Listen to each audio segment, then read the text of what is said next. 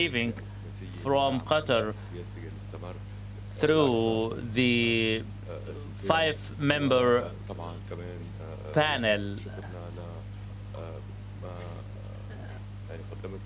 We also express appreciation to the assistance provided by Qatar to Lebanon, namely to the Lebanese army, in addition to a number of development projects. Today's meeting included discussions and an agreement to continue our endeavors in order to reach an understanding on Qatar's support and assistance in the energy sector, namely the energy plant, as well as the supply of natural gas to Lebanon.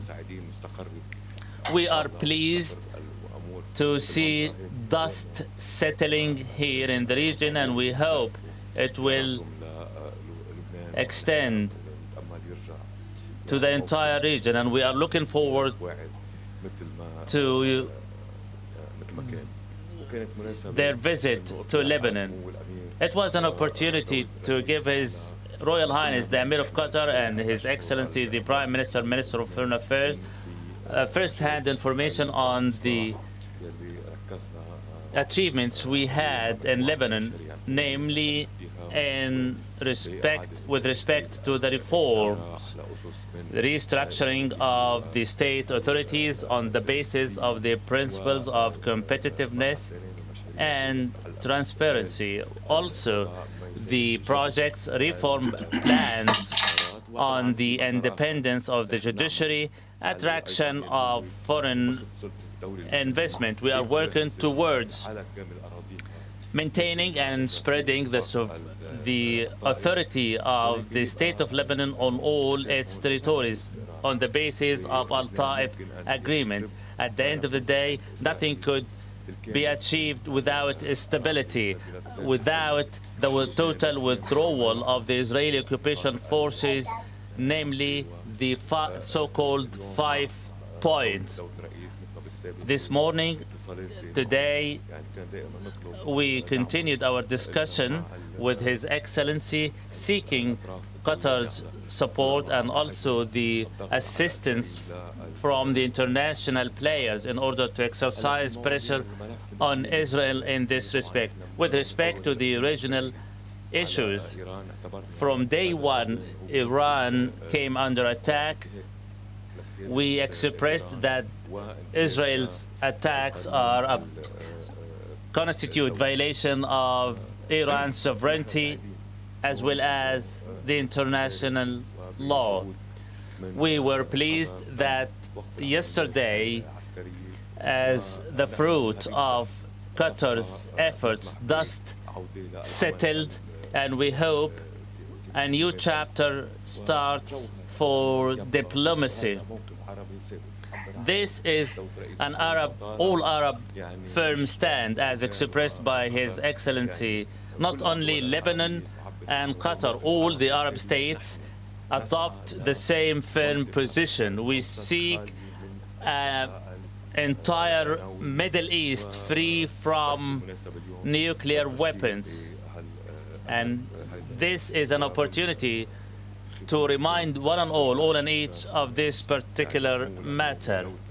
To conclude, I thank His Royal Highness the Emir of Qatar, His Excellency the Foreign Minister, Prime Minister of Qatar, and Qatar for their support and assistance to Lebanon. First questions by Al Jazeera English. Good afternoon, Prime Minister. I wanted to ask you, given the attack last night, how would you see your relationship altered or changed between first Iran as well as the United States? Thank you. Well, I think that when it comes to the relationship, I believe what happened yesterday was a shock not only for the government here, but for the people of Qatar to have an attack on a Qatari soil, on a Qatari asset, that took place last night, and we believe that this is, considered a violation of the good neighborhood policy that Qatar has adopted since the beginning. But we will preserve the same tone with everyone The one around that's us in going the on region, air, it's a that clean we without- are able to defend ourselves and to deter anyone who would like to undermine our security. But also we would like to have a relationship with everyone in the neighborhood that it's peaceful, based on friendship, common interest, and trying to avoid any disputes or challenges. We are not adopting a policy that it's escalatory and taking it to another level. We always we call for diplomacy for others, but also we resort for ourselves.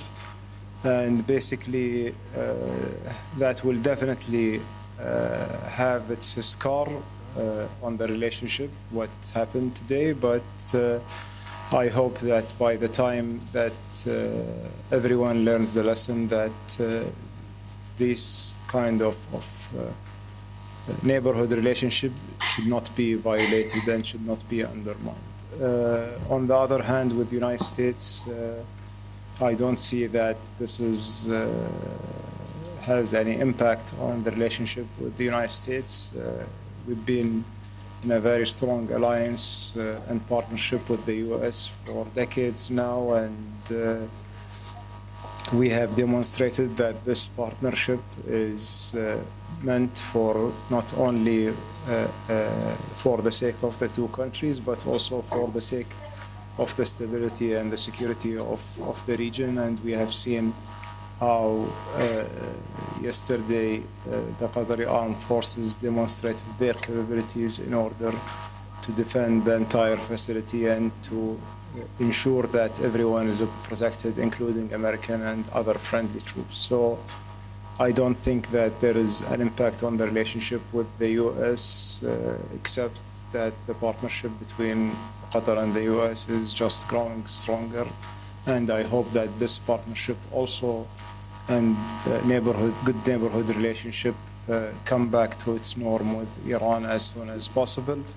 And we hope that we don't see any hostility in the future. What we are seeking for is a peaceful neighborhood. We believe that the Gulf countries are a center of stability in that region. And we believe that what we face together is a common challenge and common threats. And also what we have as an opportunity is a common opportunity for a better future for everyone in the GCC region. And we would like to see Iran taking part of this vision to be partnering not only with Qatar, but with the entire GCC based on the principle of good neighborhood and partnership for prosperity for all people. السؤال الثاني من صهيب العصا الجزيرة الإخبارية. Second question by Al Jazeera Arabic News Channel.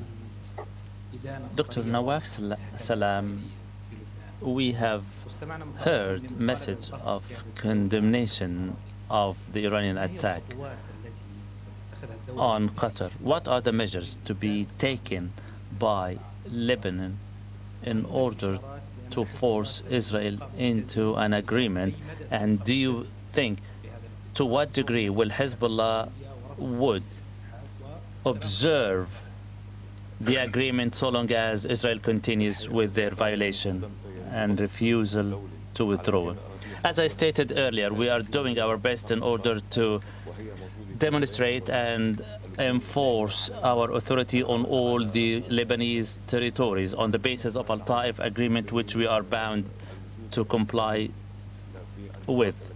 As to the pockets or the points, the 5 points that the Israeli occupation forces continue to occupy, we are endeavoring in order to rally the necessary support from the Arab states as well as global support in order to pressurize Israel to pull out from these points.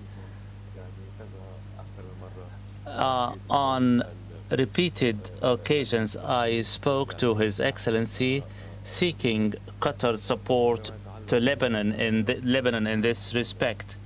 And with respect to your question on Hezbollah, by the grace of God, over the past few weeks, we held our collective efforts hand in hand in Lebanon to steer the country away from an all-out war, especially that the regional conflict was expanding.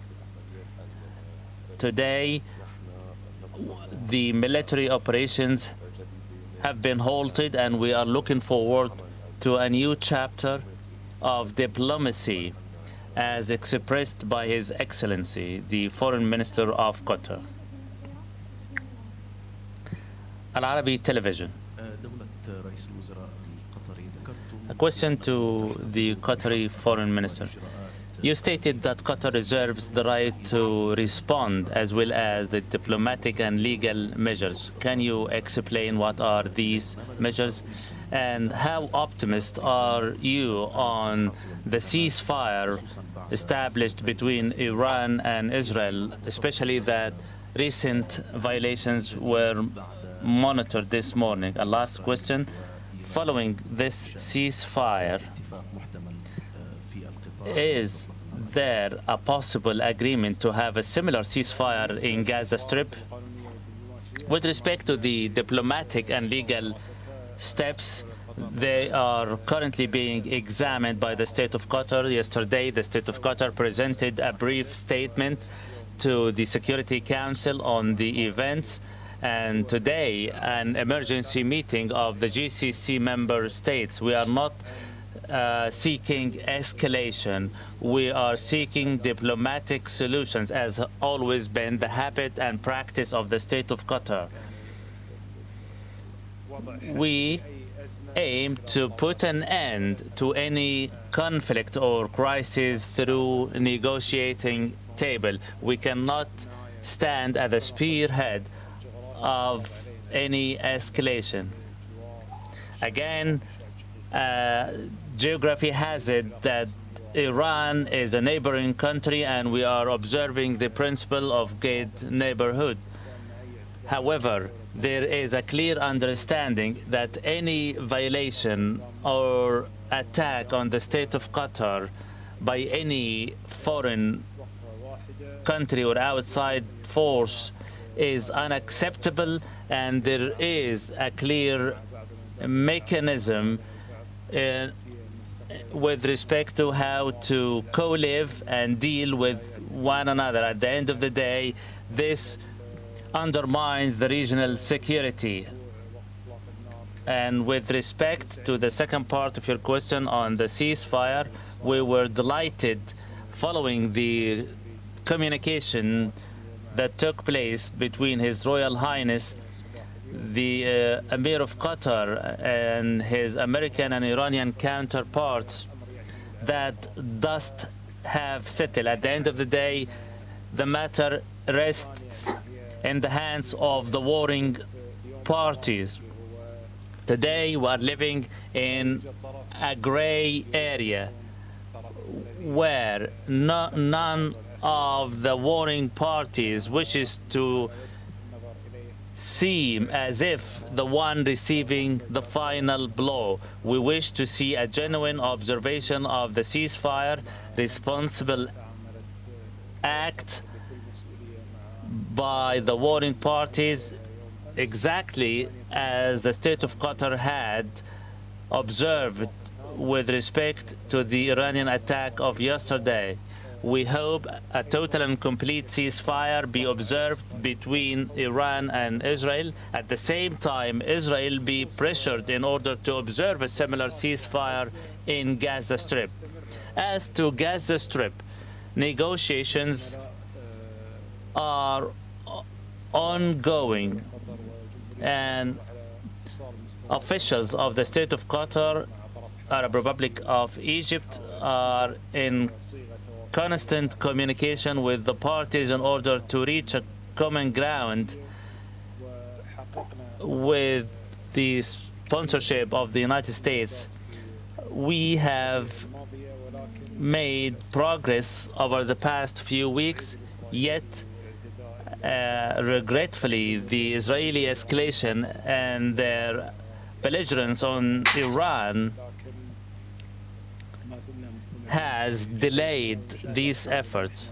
However, we continue with our efforts, seeking and exploring any opportunity to have indirect negotiations taking place between both the parties with the aim of reaching an agreement.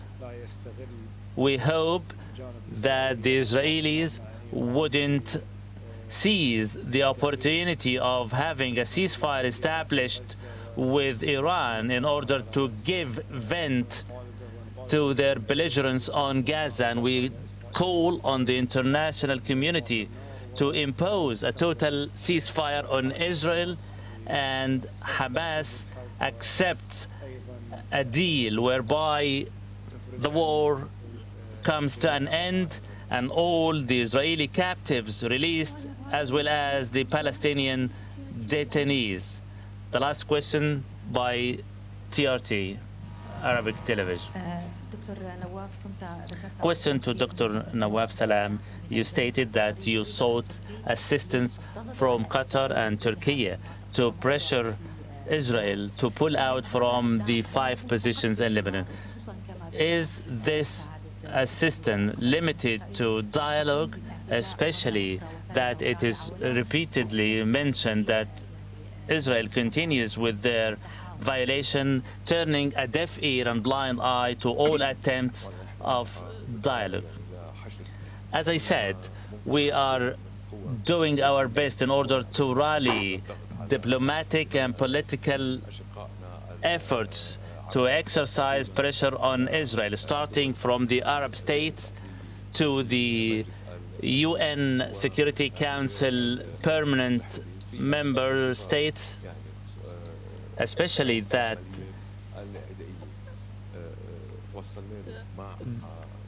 an agreement of ending all hostilities was reached with Israel in November last, which was violated by Israel.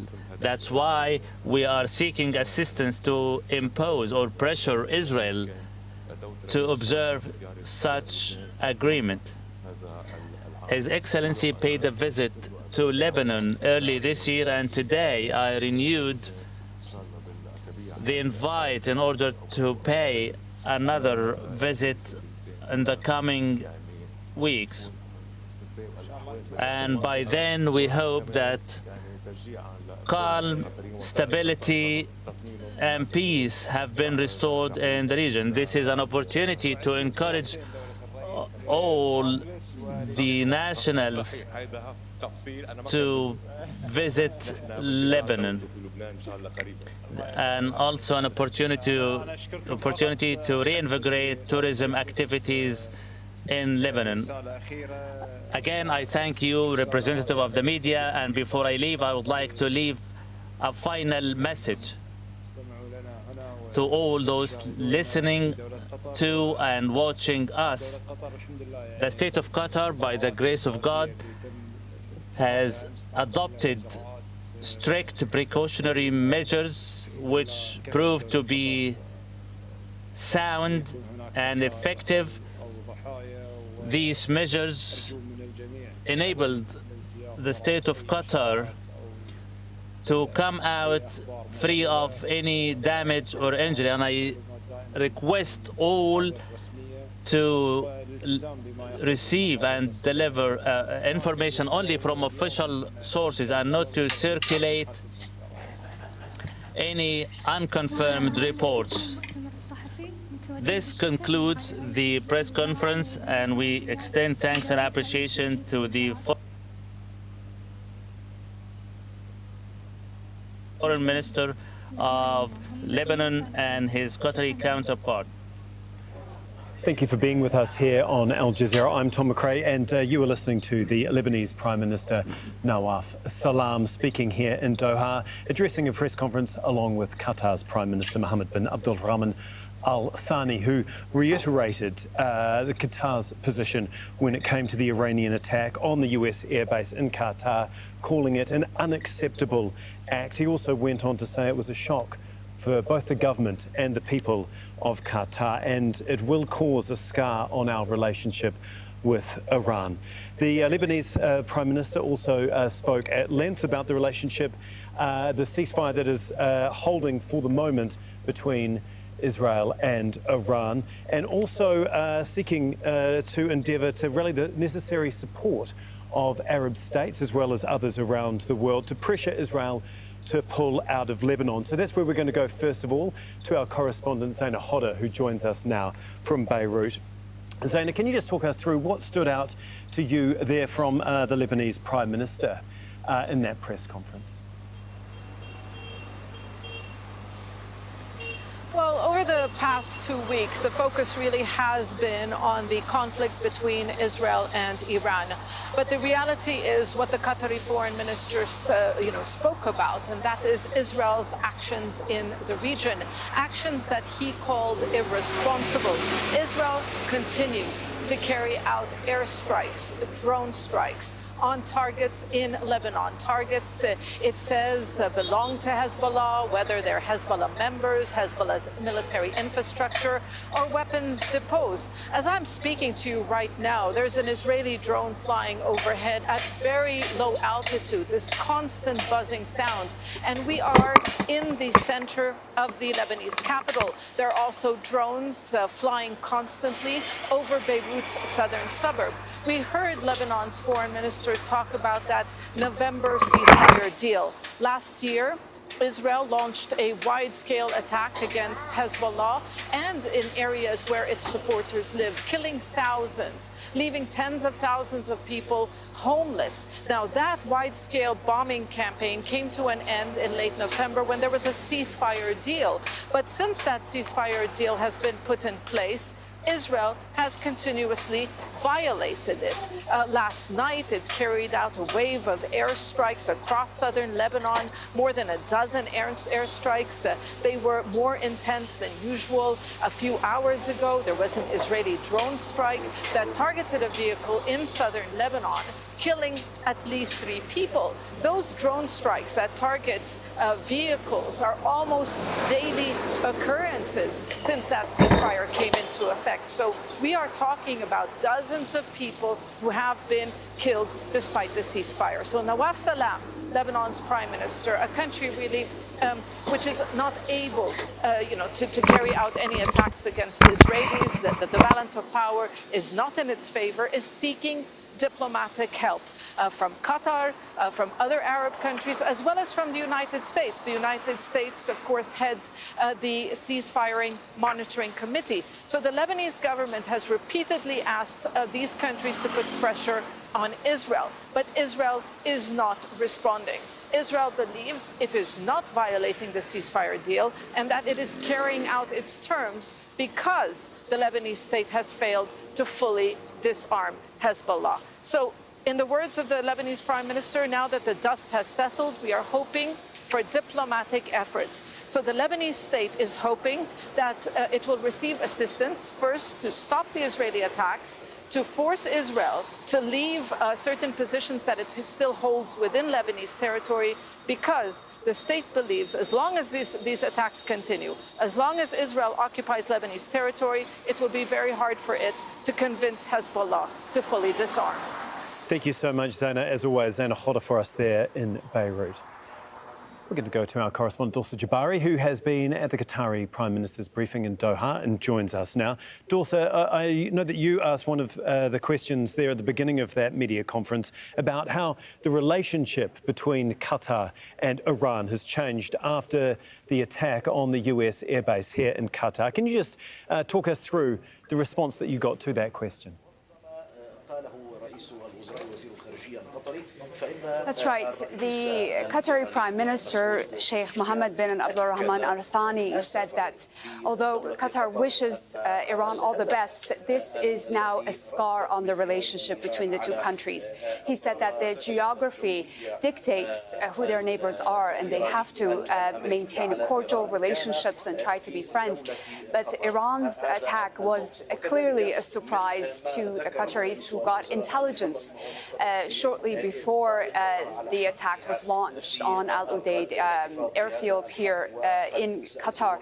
And the Prime Minister said that they were surprised themselves, as were the people of Qatar. He said this was an incident that was not expected, an attack that they were not anticipating. And he said as soon here essentially brokered a ceasefire between all sides, and the U.S. President Donald Trump announced the ceasefire agreement on his social media account. Now, the Qatari Prime Minister said that it is too early to say how the ceasefire will unfold. He said today is a gray day. We have to wait a little bit before we see the full effect of the ceasefire take place. He said, of course, either why we have heard of possible violations already of this agreement, but he urged that this is, again, a gray day, and we have to wait and see how it moves forward. But he urged all sides to de-escalate. He said that Qatar is not interested in seeing an escalation. When he was asked about how his country will respond, he said that the Emir of Qatar is looking at all diplomatic and legal venues to respond to the Iranian aggression, as they call it, on their sovereignty. But it is clear that the they have with the Iranians, but not to the point that it's irreparable. The officials here stating that they have called for an emergency meeting of the foreign ministers of the GCC later to be held in Doha, and they are going to have a discussion to try to have a security understanding to prevent this kind of attack from happening again in this region. Clearly, the Qataris have a lot at stake here, being not only in the political of the 19 missiles that were launched towards the U.S. Al Udeid airbase here. 18 of them were intercepted by the Qatari military, and the one that fell in an open area. So there were no injuries reported or casualties as a result of this attack. Thank you so much for talking us through all of that, Dorsa. Dorsa Jabari for us there in Doha. Well, joining me on set now is Luciano Zakara, an associate professor of Gulf politics here at Qatar University. Thank you for sticking by us. I know you were watching that press conference rather closely. As we heard from Dorsa and the Qatari Prime Minister, this was an unacceptable act by Iran, is how he described it, and it will cause a scar on the relationship between the two countries. But there was some hope that the two would be able to continue to work together in the future. Yeah, exactly. I mean, I think that Qatar made very clear what is its position in the region, what position they want to keep, what role they want to keep, which is mediator, which is having a constructive diplomacy, even with countries that they have just bombed them. So I think that the message was very clear, that they are upset, that it's not acceptable, and that they reserve the right to respond in any case. But, however, immediately they had a conversation with the Pezeshkian that helped to start the direct conversation with Trump to set a ceasefire between Israel and Iran, meaning that Qatar is not abandoning that role of mediator, is pushing for constructive dialogue, is pushing for de-escalation, even though it was involved in one of these retaliations that they are affecting all the region.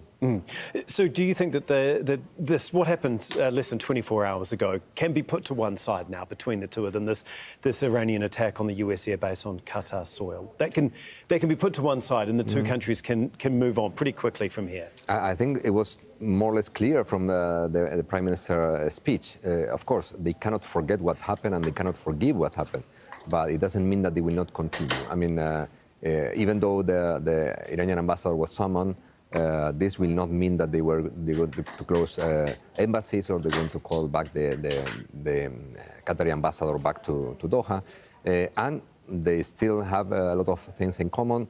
Qatar still think that it's necessary to engage with Iran in any regional dialogue. This did not change in all these last 20 years. So I don't see why, if this is the official position of Qatar, we will see any further change. And I think that the emergency meeting that we will have here is just to show the unity between the GCC states, the support of the other GCC states to the sovereignty and the integral safety of the whole region, but without engaging in further escalation with Iran. I don't think it's on the benefit of the whole Gulf, neither on the GCC nor in Iran.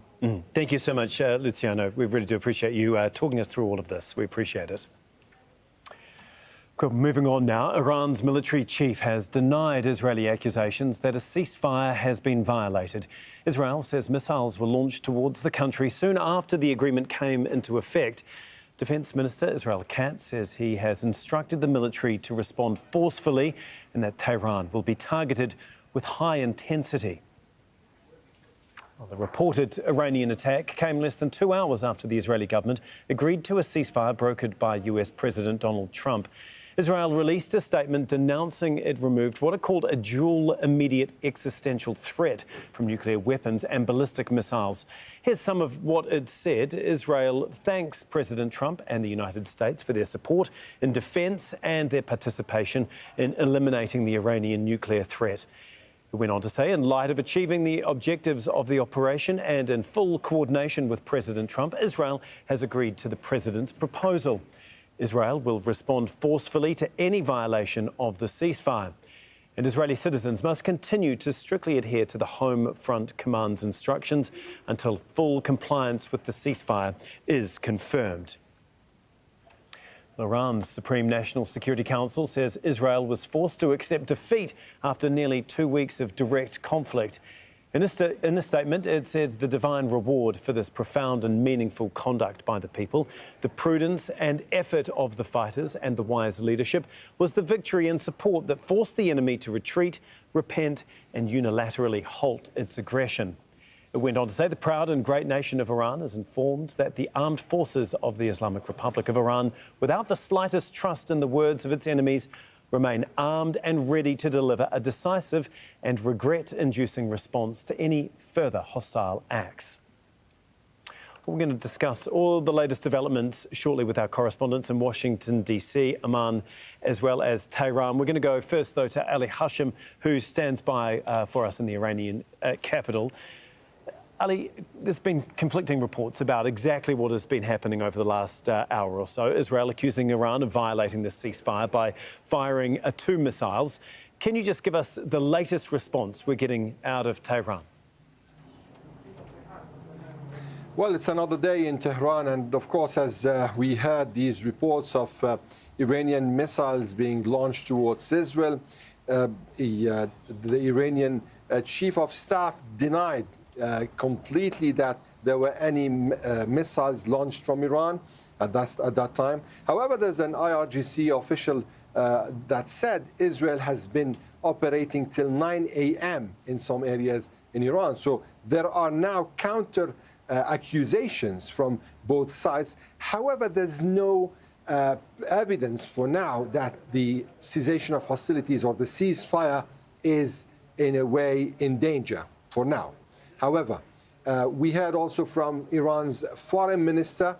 He had a phone call with his counterpart, the Prime Minister of Qatar, and discussed what happened yesterday. The spokesperson for Iran's foreign ministry issued a statement, also said that his country didn't mean to harm Qatar. The issue was a retaliation that the international law preserves. So we are hearing a lot of lines in this regard. Even the Supreme National Security Council, in its statement yesterday, it had around 30% of its text about Qatar, trying to explain the position and how this wasn't directed towards Qatar or its people, and kind of highlighting and stressing the brotherly relations between the two countries. Yeah, Ali, really, Iran really has tried to stress that point, that it wasn't about Qatar, it was about striking back against the United States. Having said that, though, as we heard a short time ago from the Qatari Prime Minister, that it was a shock when Iran attacked on Qatari soil, and it will cause a scar in the relationship. How does Iran go about mending that relationship and trying to heal those scars? You know, Qatar is one of the very few countries in this region that enjoyed good relations with Iran and the United States, actually strategic relations with the United States and friend relations with Iran. And they played many roles in mediations over the past years. And there's no doubt that yesterday's attack had its own implications, and we saw that in the Qatari reaction, even the Arab reaction, Gulf Arab reaction. However, it was clear that the Qataris played well the idea of drawing a line between the attack and between their role as mediators in the region. And this gave the Qatari diplomacy a great achievement by getting this war into an end. The first Iranian-Israeli war came to an end thanks to a Qatari mediation in coordination with President Trump. So this is one of the achievements that came out of this war for the Qatari diplomacy. However, the other side of the coin, the attack that happened, is something probably both officials from Iran and Qatar will have to discuss over the coming days and months, maybe. And Ali, there's obviously 90 million Iranians watching on very, very closely to all of these developments, and including this volatile or fragile ceasefire at the moment. Can you just give us an idea of how people are viewing this all? How are they taking it in? Because there has been a huge toll on the Iranian people over the last 12 days. Well, you know, this was the first war for Iran in decades. The last was in 1988 with Saddam Hussein's Iraq. And this is the first time Iranians will have to deal with this security situation, leave their houses, leave their cities, go around. So it gave them a kind of a picture of how things are, and gave them also a reason to value security in a way or another. However, the big questions will come now. The aftermath of the war, after destruction, after seeing how this had its own impact on Iran as a state, on the nuclear program, a program that Iran invested in over the past 30 years and really costed the people of Iran a lot in their security, in their economy, in their social life. So at the end, today, these questions are being asked. What next? Is next going to be a deal that's going to allow Iran to enjoy its situation as a big country with borders with many countries around the region? Is it going to help Iran to get out of the economic hardships? How the relation between the establishment and the opposition and the people is going to be. So these are big questions. Also, it was an opportunity for Iran to test its own leverages. For example, when it comes to the ballistic missile program, it gave Iran a kind of a picture or an understanding that this program helped Iran in creating a kind of deterrence in the region. So these are all issues that the Iranians will have to take into consideration and are taking into consideration. OK, thank you so much, Ali. As always, Ali Hashim for us there in Tehran. We're going to go now to Noor O'Day, who's in Jordan's capital. She is there because proof of these latest attacks. No proof, Tom, and we, in addition to those threats that we saw from the Israeli Minister of Finance that Tehran will tremble, and from the Israeli Minister of Defense that he has instructed the army to attack very forcefully at Tehran, we haven't seen any updates on that. So it's not clear whether Israel will go through with those threats, because also the Israeli media is reporting on those statements from Iran, denying any responsibility for those missiles that targeted northern Israel, specifically the Haifa area. For now, attention is shifting on what comes next. And there are diverging interests, if you will, between the Israeli government that is promising to go with full force back to Gaza to finish the war.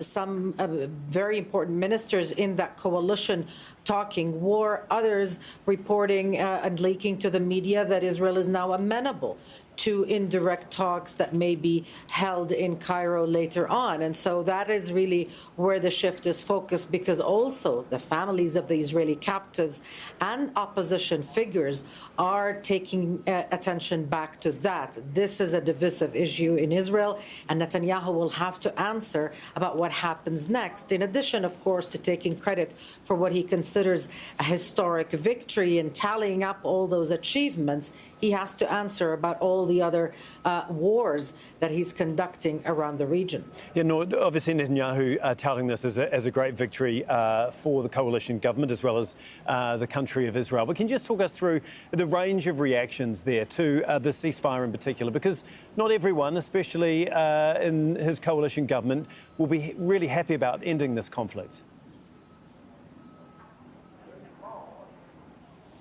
You're right. I mean, there are reports that, for example, the Minister of National Security, Itamar Ben-Gvir, now he is reportedly or was reportedly lobbying for going all the way, that this was a golden opportunity, that Israel had achieved historic successes in this bombardment of Iran, in this assault that it began on June 13th, and he lobbied very forcefully for regime change. But then the call from Donald Trump, and really Netanyahu and his government were in no position to push back and say no if Trump wanted to call it a day, because at the end of it all, Tom, we have to remember that Israel relies on American assistance, not just military, not just political protection, not just the THAAD systems to intercept those ballistic missiles, but also supply of weapons. 14 planes, military planes, cargo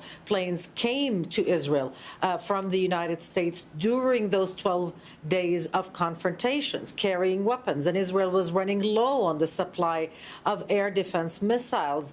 They weren't being made fast enough for Israel to use them. And then there's the damage that was caused in Israel, the financial and psychological damage. This announcement came just in time before it became costly for Netanyahu. Personal requests for compensation filed by about 40,000 Israelis in 12 days amounted to over $1.3 billion.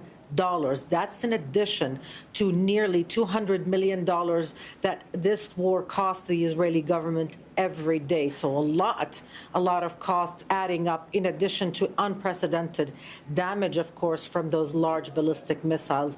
The announcement really came just in time before it became costly.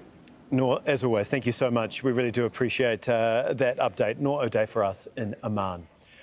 We're going to go straight now to Phil Lavelle, who joins us from Washington, D.C. And I understand Donald Trump has been speaking to media just a very short while ago, saying he's not happy with either Israel or Iran since the ceasefire has come into effect. Yeah, that's exactly what he said. You know, you've got to bear in mind that Donald Trump made this, he put this post on Truth Social, his social network, at 1 o'clock in the morning here in Washington, D.C., as he often does. He often posts things in the middle of the night. And he said the ceasefire is now in effect. Please do not violate the ceasefire. And then it was only a matter of, 2 hours that we started getting these reports out of the Middle East. Now, the president was then pretty quiet over the course of the night. We were expecting him to comment at some point, but it's now as he heads to the NATO summit that he's made these comments. The question will be, what is he going to do about it? You know, initially, he was at the G7 summit, you'll remember, last week, and he came back early to take care, he said, of the major situation in the Middle East. But the issue that he had then was that he had the leverage of saying that he was unsure as to whether or not he was going to go in and launch those bombs on those sites in Iran. He's done that now. So the question is, what is he going to do now? Obviously, if he's not happy with Iran, he can tell them he's not happy with it, but he's unlikely to go in and just start dropping more bombs because the US says that they've achieved their goal. They said their goal was to obliterate the Iranian nuclear weapon ambition, and they said that they did it. Donald Trump said it's been a complete and utter obliteration. So the question is really, what is he going to do? But the other question to look at is how long will he stay at the NATO summit? So we know that Donald Trump is going to be surrounded by world leaders when he's there. He is a man who is trying to portray himself as the peacemaker in chief. That's what he campaigned on being during the election campaign. He did say that the ceasefire was in effect. It looks like it's being violated, or at least he's saying it's being violated. So the question is, what is he going to do next? OK, thank you so much, Phil, as always, for bringing us the very latest there out of Washington, D.C. Phil Lavelle for us. Thank you. Abbas Aslani is a senior research fellow at the Centre for Middle East Strategic Studies. He joins us from Tehran. Abbas, thanks for being with us once again here on Al Jazeera. If I can take you back to the press conference that the Qatari Prime Minister held a short time ago, where he said that it was a shock that Iran attacked the US base on Qatari soil, saying it was a shock for the government as well as the people of Qatar, and said it will cause a scar on the relationship between Iran and Qatar. What's your reaction to that? And do you think that that scar can be healed and healed quickly?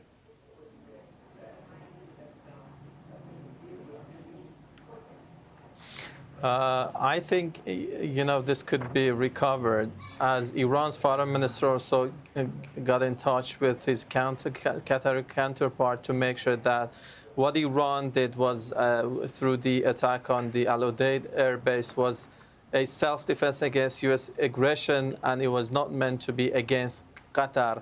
And I think Qatar also understands this, and they will try to somehow restore relations to a normal condition and in a situation whereby they can benefit cooperation in the region.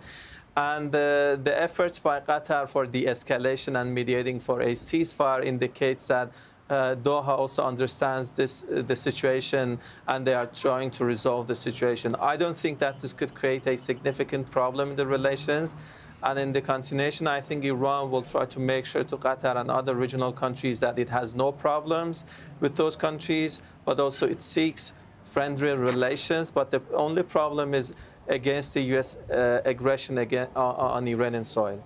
OK, when it comes to the ceasefire, the very fragile and seemingly volatile ceasefire that's been in place for a few hours now between Israel and Iran, where do you think things stand? Do you think it can hold? Because there have been accusations on both sides that it's been violated already.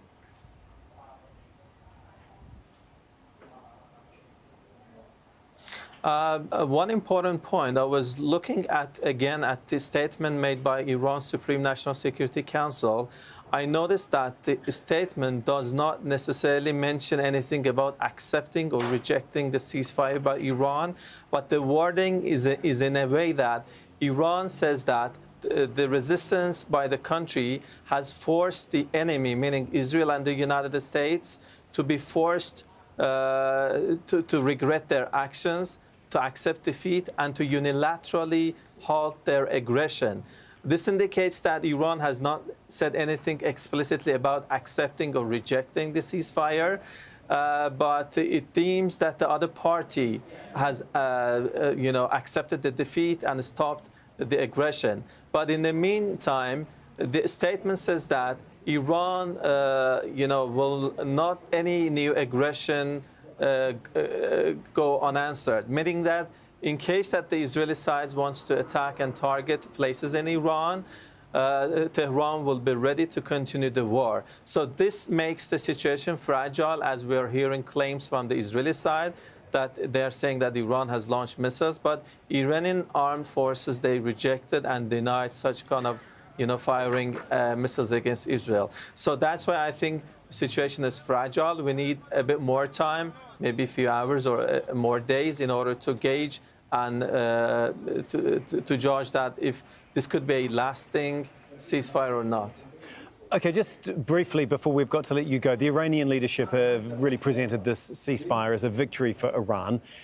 Can you explain how so? How is Iran emerging from all of this victorious?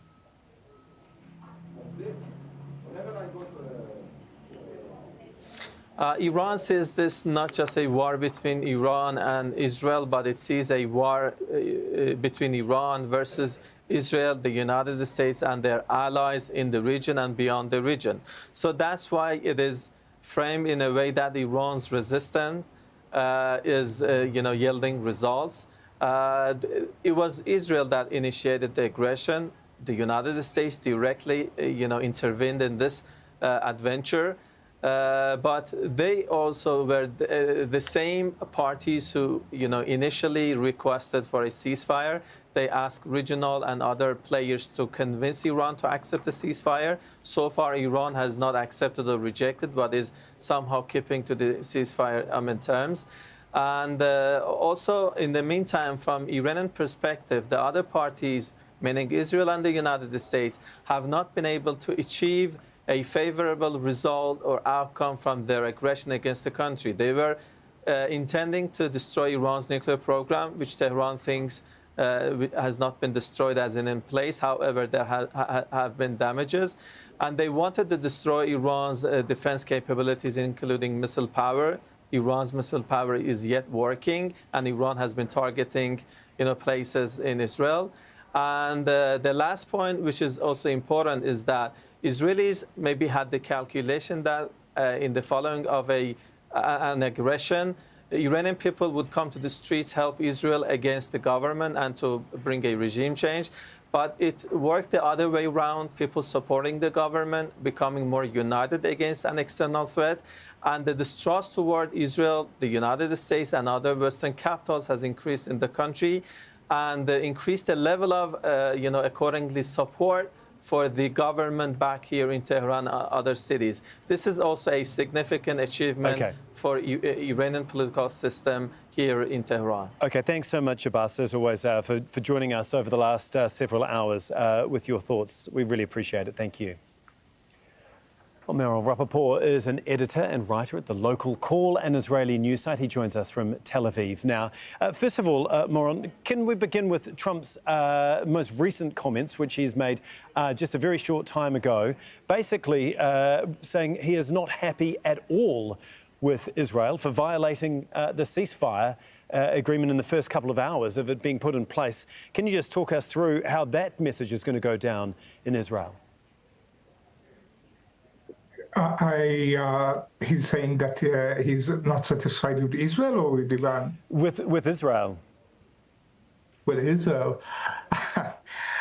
I think, yes, I think Israel, contrary to the first, I would say that contrary to the first reactions to the ceasefire this morning, where there was a feeling of jubilation, and both Netanyahu and most of his ministers said that this is an historic victory. I think it's not, this feeling is not that, there are doubts about this total victory. There are doubts because, first of all, the war ended with a barrage of missiles towards Israel, as we have seen, and a deadly hit in Beersheba where 4 people were killed. Secondly, because it was Trump who announced the ceasefire. And we have to remember that up till just 24 hours ago, Israel said that it will not allow for negotiation that will not be under fire, that it wants, if there are negotiations with Iran, it should be under fire as Israel is conducting its war in Gaza or in Lebanon or in Syria. But then Trump announced a ceasefire without precondition, without an agreement. So what Israel claimed wanted, that it will go on bombing while negotiations start, did not materialize. We will have to leave it there as we are coming to the end of this news hour. We really appreciate your insight, though, Moran Rapaport, for us there in Israel. Thank you. Well, let's just remind you of the story we have been covering for you on Al Jazeera. US President Donald Trump says both Iran and Israel have violated a ceasefire deal just hours after it came into effect. Well, before the ceasefire, Iran fired missiles at a US military base here in Qatar on Monday. Qatar's Prime Minister, speaking alongside his Lebanese counterpart, has condemned the strike, calling it unacceptable. Well, that's all from me, Tom McRae, for this news hour. My colleague, Folly Batibo, will join you in just a couple of moments with much more on the latest in this Israel-Iran conflict. Do stay with us.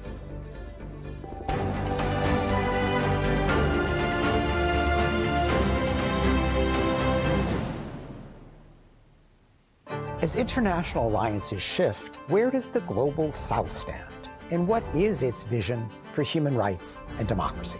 What does it speaks with acting chair of the Hague Group, Varsha Gandhi Kota Nelutla. When we've tried to band together, they're called cartels. When the North tries to band together, they're of course clubs. Right. Reframe on Al Jazeera. Is the United States slowly but surely losing its place as the world leader in research and innovation? Is there any hope for U.S. pressure to end Israel's policy of starvation and killing in Gaza? How is America changing? And where is it heading? A quizzical look at U.S. politics, the bottom line. We're facing a future that we don't understand, we can't predict fully. Everyone here is stressed. Nobody knows what will happen. I need to stay positive. I realized that I need to do more with my life. I was like, you know what? I don't like myself. I want to change who I am. I want to be trustworthy. I want to be responsible. People keep getting inspired through the stories of others. Bringing the communities to consciously agree to put the past behind and move forward. Because all what we need is being able to move forward. And that isn't just a matter.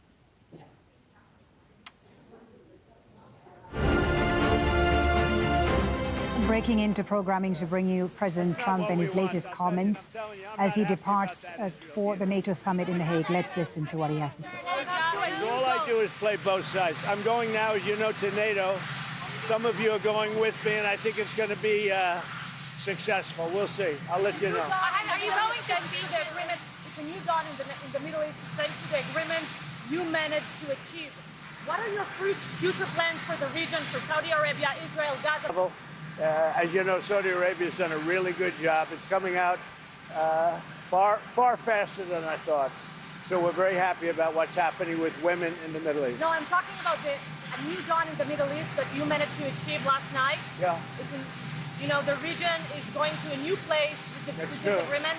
Can you tell us what's your future plans for Gaza, for the hostages? Yeah. It's a new dawn. I appreciate the question. You're very nice. Who are you? Thank you. I'm Neria Kraus from Israeli Channel 13 News. Well, we have to have Israel. Do you get to speak with the Prime Minister? Did you talk to Prime Minister Netanyahu last night? I speak to everybody. You urge both sides not to violate the ceasefire, but reports coming from the region suggest that the sides accuse each other for violating the ceasefire. So I think they both violated it.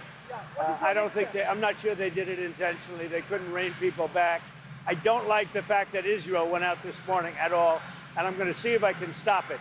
So as soon as I get away from you, I'm going to see if I can stop it, okay? How confident are you I think it's been completely demolished. I think the reason we're here is because those pilots, those B-2 pilots, did an unbelievable job. And, you know, the fake news, like CNN in particular, they're trying to say, well, I agree that it was destroyed, but maybe not that destroyed. You know what they're doing? They're really hurting great pilots that put their lives in the line. CNN is scum, and so is MSDNC. They're all. And frankly, the networks aren't much better. It's all fake news, but they should not have done that. Those people. Iran will never rebuild its nuclear. From there, absolutely not. That place is under rock. That place is demolished. The B-2 pilots did their job. They did it better than anybody could even imagine. They hit late in the evening. It was dark with no moon, and they hit that target with every one of those things, and that place is gone. But when I see CNN, and you see, that place is gone. And I will say, I think CNN ought to apologize to the pilots of the B-2s. I think that MSDNC ought to apologize. I think these guys really, these networks and these cable networks are real losers. You really are. You're real losers.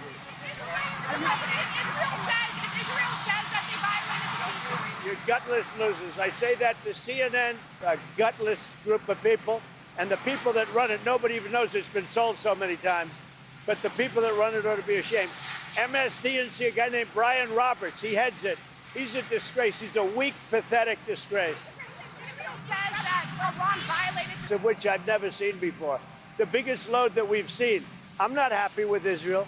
You know, when I say, okay, now you have 12 hours, you don't go out in the first hour and just drop everything you have on them. So I'm not happy with them. I'm not happy with Iran either. But I'm really unhappy if Israel's going out this morning because of one rocket that didn't land, that was shot, perhaps by mistake, that didn't land. I'm not happy about that. You know what? We basically have two countries that have been fighting so long and so hard that they don't know what the fuck they're doing. Do you understand that? U.S. President Donald Trump speaking to reporters there a short while ago as he was about to board Marine One, heading to Andrews Air Force Base, where he will depart from to head to the NATO summit at The Hague. The president speaking extensively there about the Israel-Iran conflict and broken the ceasefire after reports and accusations from both sides that they launched missiles at each other after the ceasefire came into effect. President Trump saying, first, I'm not sure they did it intentionally. Added, I'm not happy with Israel. I've got to get Israel to back down. And he said that as soon as he leaves there, he will try and get both sides to continue abiding by the ceasefire. The president making those comments a short while ago, and apologies for the swearing. The language that the president used there during his comments to reporters. Apologies once again. Let's bring in Phil Lavelle in Washington, D.C. Phil, we heard from President Trump there again as he was about to leave nations of the ceasefire between Israel and Iran. Yeah, I mean, I thought I misheard it. So obviously you heard it as well. He wasn't just irritated, he was angry. The fact that he swore on television. I mean, there was two things that he was angry about there. First of all, he was angry about the violation of this ceasefire. You know, he made this announcement on Truth Social at about 1 o'clock in the morning. And it was, 2 hours later that we started getting these reports from the Middle East of these violations. And he said that we need to have Israel calm down. Now, he was angry with both Israel and Iran, but you could really tell some of the extra anger there, some of the extra fury was aimed at Israel. You know, bear in mind that President Trump spent some time yesterday on the phone to Prime Minister Benjamin Netanyahu. He brokered the Israeli side, and then he brought in the Emir of Qatar and the Qatari Prime Minister to help the Iranians come on side. So he obviously feels quite annoyed and betrayed, maybe, perhaps, is one way to describe it, by Benjamin Netanyahu there. Because he didn't just say he was angry with Iran and Israel. He then went on to say, I'm even more angry with Israel. I didn't like that they unloaded right after they agreed to a ceasefire. And then he went on to say, you know, as soon as we made the deal, they came out and they dropped the bombs like you've never seen it before. So he said he's going to try and sort it out in the coming hours. Actually, he said he's going to try and sort it out as soon as he got away from those reporters. But he was also, you could tell he was... Now, this is something that's been brewing for a day or so, because the media networks here, and he mentioned CNN, and he called it MSDNC. He's actually referring to MSNBC, but he calls it MSDNC because he says it's affiliated to the Democratic Party. He said that well, basically what they've been saying over the last few days, they've had a lot of commentators, a lot of journalists, a lot of experts on who have been questioning the president's claim that Iran's nuclear program was completely obliterated. He said that the fact that they are questioning this is an insult to the pilots and those people who are going out and they're putting their lives on the line by flying these B-2 bombers over Iran, when actually these journalists are going after me and they're hurting these great pilots. But he said they are gutless losers. They are garbage. He actually referred to Brian Roberts, who I believe is the chairman of Comcast, which owns MSNBC.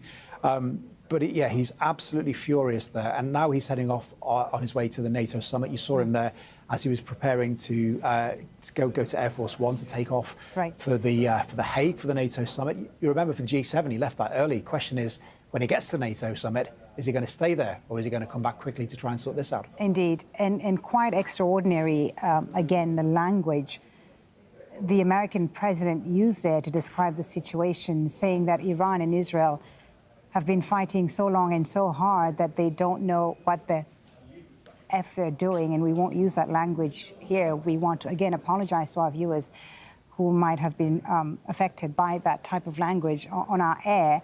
That it was, all praise and extremely happy, and he came across as, someone who'd accomplished a great deal in achieving this ceasefire between the two sides. Remind us of what he said then and how he went, it came about, this ceasefire between the two sides, what role he played in achieving this. Well, I mean, you could tell that the president was feeling pretty jubilant with his efforts, towards the end of yesterday. I mean, some of the messages he put on, he said, congratulations to the world, we got peace. And he went on to say that he had managed to secure this ceasefire. And remember Donald Trump, when he said he would manage to bring out some stability in the Middle East, he's talked about how he wants to be nominated for the Nobel Peace Prize. So you can see that he takes this very personally, that he was the one that managed to bring about this ceasefire. And yet, within a matter of hours, it seems to have crumbled. And he's got to get back to work again. Now, he said, as we understand it from the White House and from Donald Trump, he says that both Israel and Iran called him yesterday pretty much at the same time, simultaneously, he said, both saying, we want peace. And then what happened was he spoke to Benjamin Netanyahu. He brokered what the Israelis would do. He spoke to the Emir of Qatar and said, look, I've got the Israelis on side. Can you help me with the Iranians?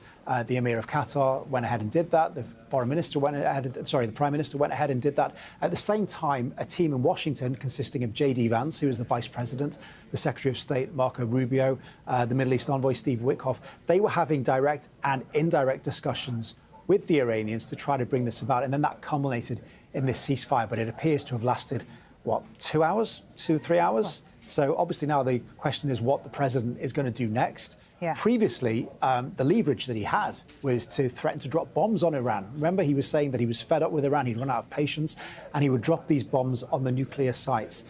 The question is, what else can he do? Because it will be tricky for him to start launching bomb attacks on Iran just because he's angry with them for violating this ceasefire. He says that the nuclear program has been obliterated, so there's no reason why he would necessarily need to go back in and do that again. So the question is what leverage he has and whether or not he leaves Israel and Iran to fight it out. Just imagine what that phone call between him and Benjamin Netanyahu is going to be like if it hasn't taken place already. Indeed. Phil, thank you for the moment. Phil Lavelle in Washington, D.C. Let's head to Noor O'Day in Jordan's capital, Amman, to find out how the Israelis are reacting to this. I mean, strong language there from the American president, Noor, really unhappy with Israel, it seems, even more angry at Israel, as Phil was saying, than Iran. How is this going to go down with Israeli leaders?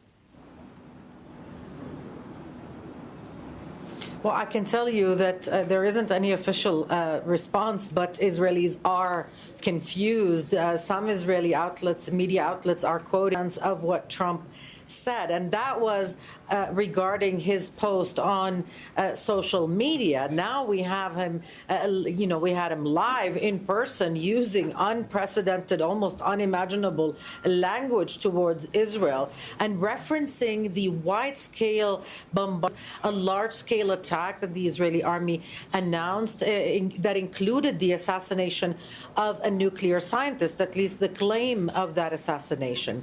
That came before the the volleys of Iranian missiles that we saw in the morning hours before the ceasefire took effect fully. And then you had that lone missile attack or warning of one, the missiles having been shot down apparently by the U.S. Army, according to Trump, and the Iranians saying that they did not fire those missiles at a price. So there's a lot of confusion now, never been publicly used, or at least not in recent years, against Israel from Washington. You wonder what he's going to tell Israel now, the Israeli government. How does he convince them? How does he force them to get back to the ceasefire and abide by it?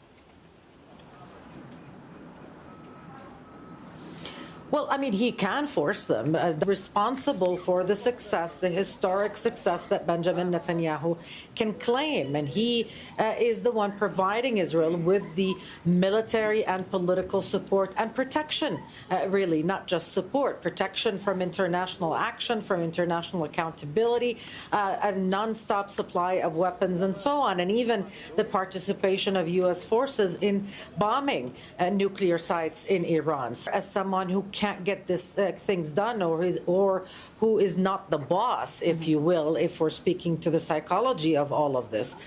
So the forceful language he used, the one that we heard, including the profanities, speaks to how much offense Donald Trump took to Israel. We'll see if he can turn those pilots back, because this is a tenuous ceasefire, and there's a lot of interest in seeing it through. A deterioration would cost everybody a lot. Indeed, a very fragile ceasefire, Noor, as we've seen in these last few hours. But these seem to want it to work. I mean, the tone seemed pretty victorious that they had achieved all of their goals in Iran. I think the pressure is to more to keep the posture of the country that is most powerful in the region, the army that can do the improbable, the impossible, to achieve despite the United States, because that's one thing that Israel cannot afford, and not militarily, not politically. So in the meantime, what we're hearing now is more about Gaza, continuing the war in Gaza with all of Israel's might, as we heard from the Israeli Minister of Finance. We're hearing from other quarters about negotiations, possibly a ceasefire agreement that would answer more to the demands of the Israeli opposition and the families of Israeli captives. 50 of them remain in Gaza. So, it's still a bit unclear which direction we're going to go, but I would wager Israel would not want to keep Donald Trump angry. Okay, Noor, thank you for the moment. That's Noor O'Day, live for us there in Amman. Let's get the view now from Tehran. Ali Hashem is in the Iranian capital for us. Ali, we've been hearing there President Trump expressing his unhappiness at the fact that this ceasefire deal is being broken, he says, by both sides. How are Iranian officials going to be reacting to this? Well, actually, I would want to imagine how the Iranian officials are going to react to what Donald Trump was saying. Just 24 hours ago, he was a sworn enemy, and today he is kind of putting Israel and Iran side by side and criticizing both of them while giving Iran the benefit of the doubt and calling Israel and kind of talking probably it's going to have a positive impact. And it might give an impression that Donald Trump is serious about this peace or this ceasefire or cessation of hostilities, and he wants it to continue and he wants to build on it. How is this going to be translated into realistic diplomatic activities? Are the Iranians going to meet Donald Trump's envoy, Steve Witkoff? Are the Iranians ready in the future to meet with President Trump himself, with him taking this thing to see the faces of Iranian officials while they are watching Donald Trump on TV? Thank you, Ali. Ali Hashem, live there in Tehran. Meanwhile, Qatar's Prime Minister Mohammed abide by the ceasefire terms. Here, one with the US president about the developments and how to respond. there was also an opportunity to announce a total and complete ceasefire on all counts. And our friends for this proposal, we contacted them, and that was followed by the announcement by the US president. However, the ceasefire violations witnessed this morning are unacceptable, and we hope that the ceasefire will hold and diplomacy will prevail. We urge the parties to observe and stand by the agreement. Al Jazeera's Dosa Jabari was at the Prime Minister's news conference in Doha and has more. The Qatari Prime Minister shared on the relationship between the two countries. He said that their geography dictates who their neighbors are, and they have to maintain cordial relationships and try to be friends. But Iran's attack was clearly a surprise to the Qataris, who got intelligence shortly airfield here in Qatar.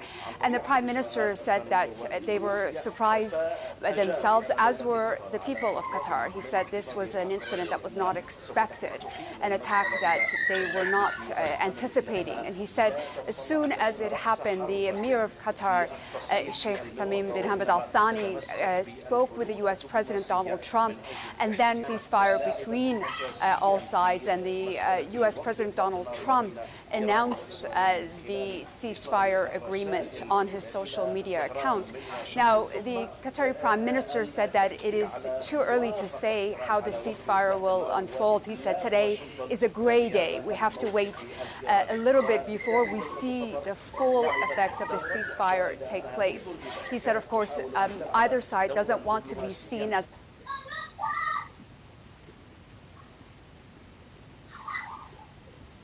the last party that is going to take the hit.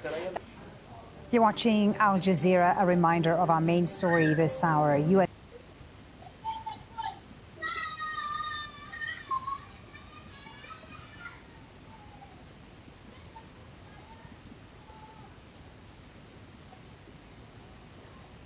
President Donald Trump says Iran and Israel have both violated a ceasefire deal just hours after it came into effect. President Trump used some extremely strong language to describe his dissatisfaction. This comes after Israel accused Iran of firing missiles towards the country. Iran's military chief has denied the claim. Before the ceasefire came into effect, Iran fired missiles at a U.S. The Qatari Prime Minister, speaking alongside his Lebanese counterpart, condemned the strike, calling it unacceptable.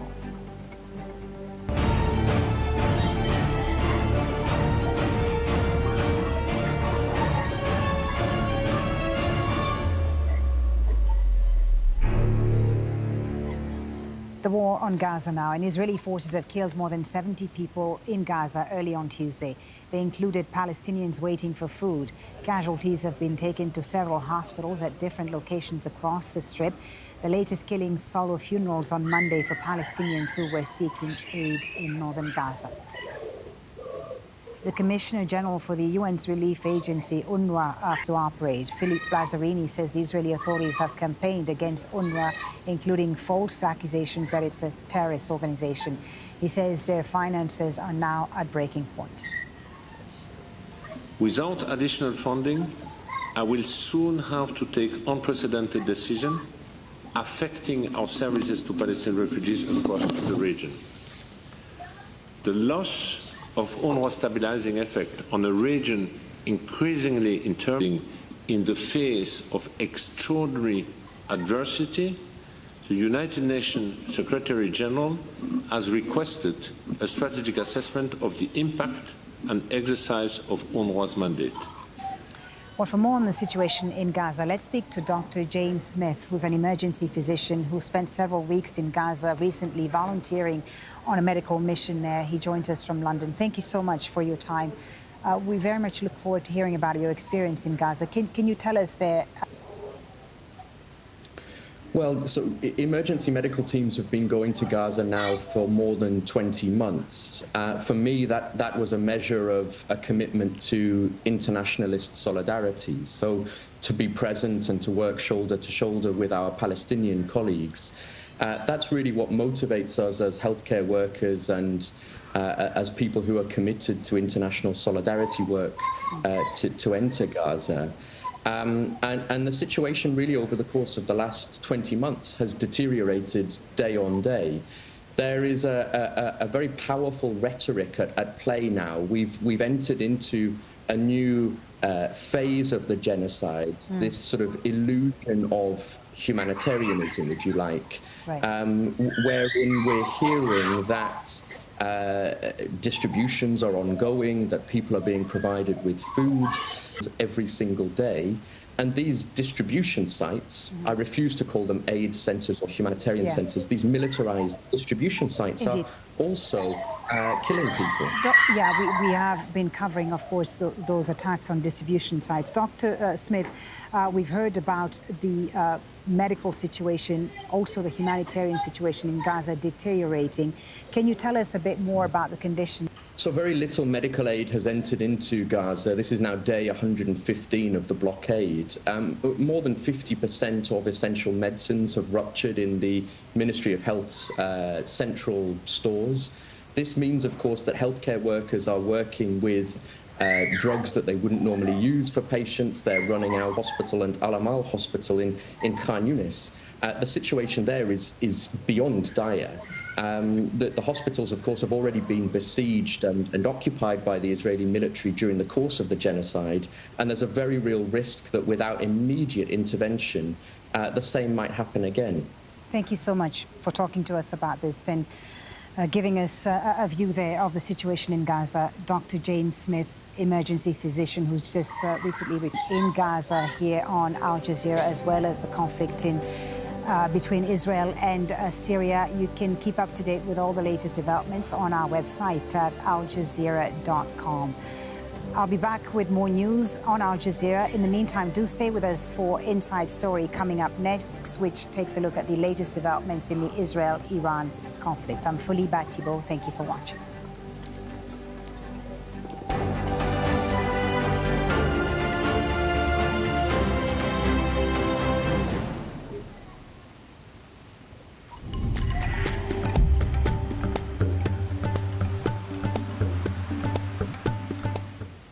Hello, plenty of wet weather across central parts of China. Once again, we got this wetter weather just coming out of Shanghai, pushing over towards southern parts of South Korea, easing over towards Japan. And ahead of that, we have a tropical storm. It's a weakening feature.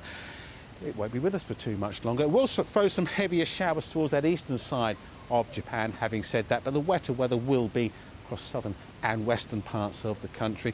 Just linking back into central China, next batch of our seasonal rains, the plum rains, Mayu front, that'll push up some heavier rain up towards the Yellow Sea. We'll see eastern areas of China turning increasingly wet at that stage. Quite a bit of wet weather there too into Japan as we go on through Thursday. Plenty of wet weather meanwhile across South Asia. Monsoon rains now pretty much across all of India. It's starting to push more in the way of cloud into the far north of Pakistan as well over the next day or so. In fact, temperatures in Lahore just easing off. It's not going to be particularly pleasant, but 33 Celsius coming through here.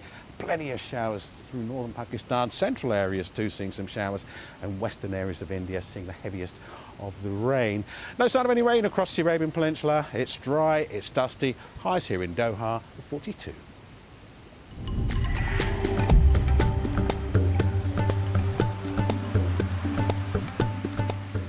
How could over 2,000 babies simply disappear? The babies were taken in the middle of the night without parents' consent. It's a 70-year-old mystery that still haunts some Yemenite Jewish families in Israel. This wasn't an accident. These weren't mistakes. This was a system.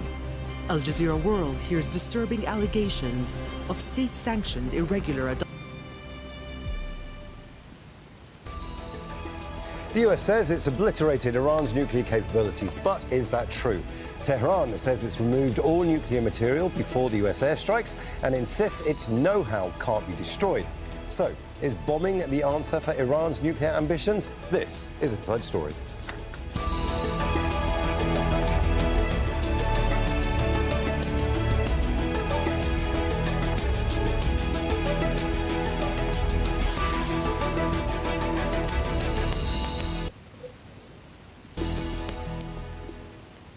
Hello and welcome to the programme. I'm Imran Khan. Donald Trump says Sunday's US airstrikes on Iran's nuclear sites have caused total obliteration of its nuclear programme. But the US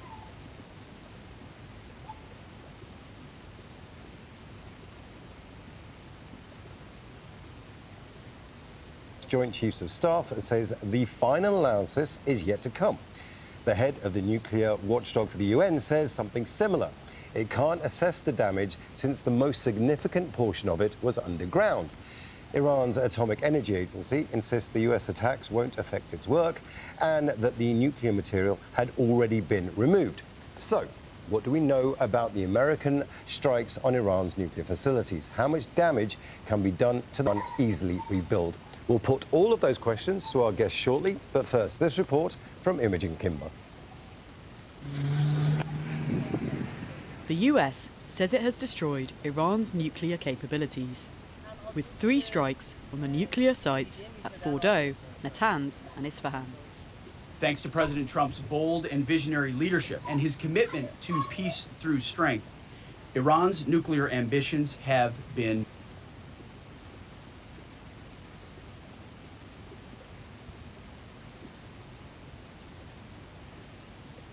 delivering the final blow to Iran's nuclear program.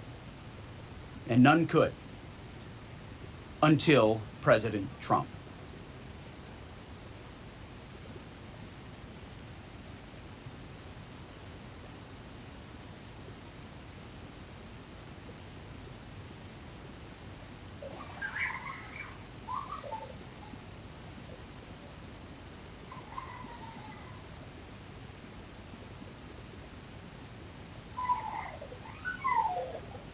The Defense Secretary echoes what the president himself has said. Trump says the most devastating damage was underground, where the essential parts of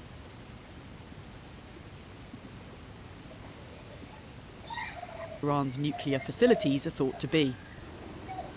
To make a hit so deep underground, the US used 2 of its so-called bunker buster bombs, dropped by B-2 stealth bombers.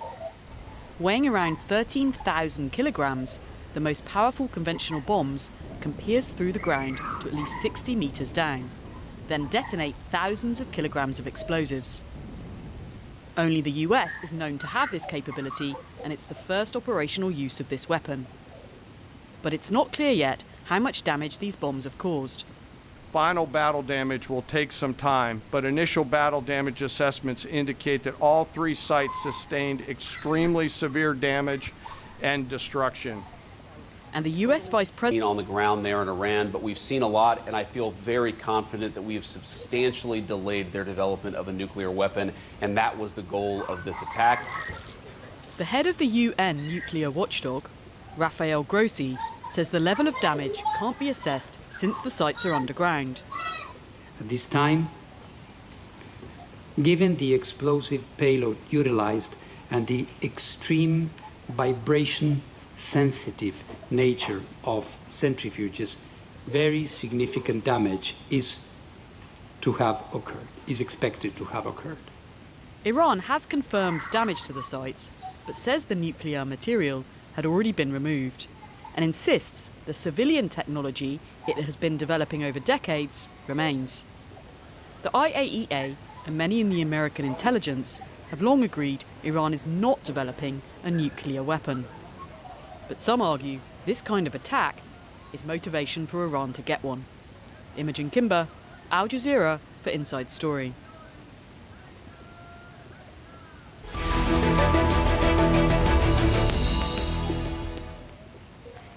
Let's bring in our guests in New York. Laura Rockwood, Senior Fellow, Vienna Center for Disarmament and Non-Proliferation in Toronto. Imad Kaduri, former nuclear scientist at the Iraqi Atomic Energy Commission and author of Iraq's Nuclear Mirage, Memoirs and Delusions. And in London, Roxanne Firmayan, Director of International Studies and Global Politics at the University of Cambridge and a Senior Associate Fellow at the European Leadership Network. A warm welcome to you all. I'd like to begin in London with Roxanne.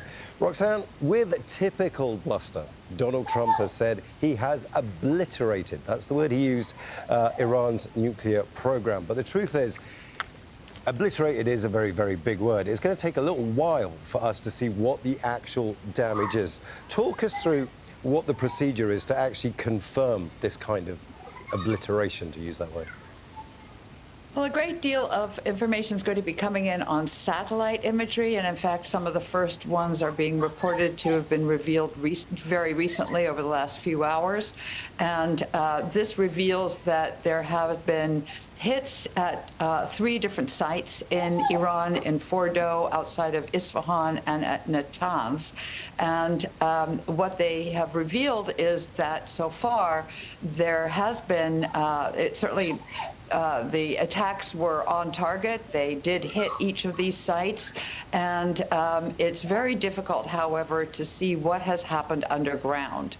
The sites are generally being thought to have been emptied in large part by the Iranians. So it has not been surprising that also one of the other ways of determining the success of this project would be to see how much uranium or radiation there would be in the air. And so far, none has been picked up, as reported by the International Atomic Energy Association, the IAEA. So it is the type of thing that's put together in pieces, both visually and in terms of air quality and, of course, photos and visits to the sites themselves. In Toronto, Imad, you have had experience with this kind of attack that's taken place. The attack that took place on the Osirak facility in Iraq is something that you talked about in your book. What are you looking for when it comes to seeing all this satellite imagery? What are you looking for to might suggest to you that this has worked as an attack? This has not worked out. The same as in 1991, when the United States attacked Iraq, carpet bombed all of Iraq. By chance, they hit our enrichment facility buildings. And they didn't know what it was. They just hit it, as I said, carpet bombing. When they looked at the images and they compared the images with other images, they found a similar installation 200 kilometers north of Iraq, of Baghdad. So they bombed that, that second one was actually a standby in case the first one goes down. So it was by chance. Furthermore, the institution that's called Al-Athir, which was the institution where the atomic bomb was designed, was being fabricated, getting the uranium metal core. When they hit that, they only hit the electrical substation. And then by a mistake of one of our colleagues, they found documents which they realized that was the real place where the bomb was being. The IAEA, under Zeffirello, who is a CIA agent, they took the engineers and scientists to the site to show them how it is being blown up. They blowed it up on the ground. My point is that aerial bombardment, like what happened 2 days ago, 3 days ago, on these sites in Iran, they are just propaganda theater. Unless you have boots on the ground and checking these sites and blowing up these sites, show peace.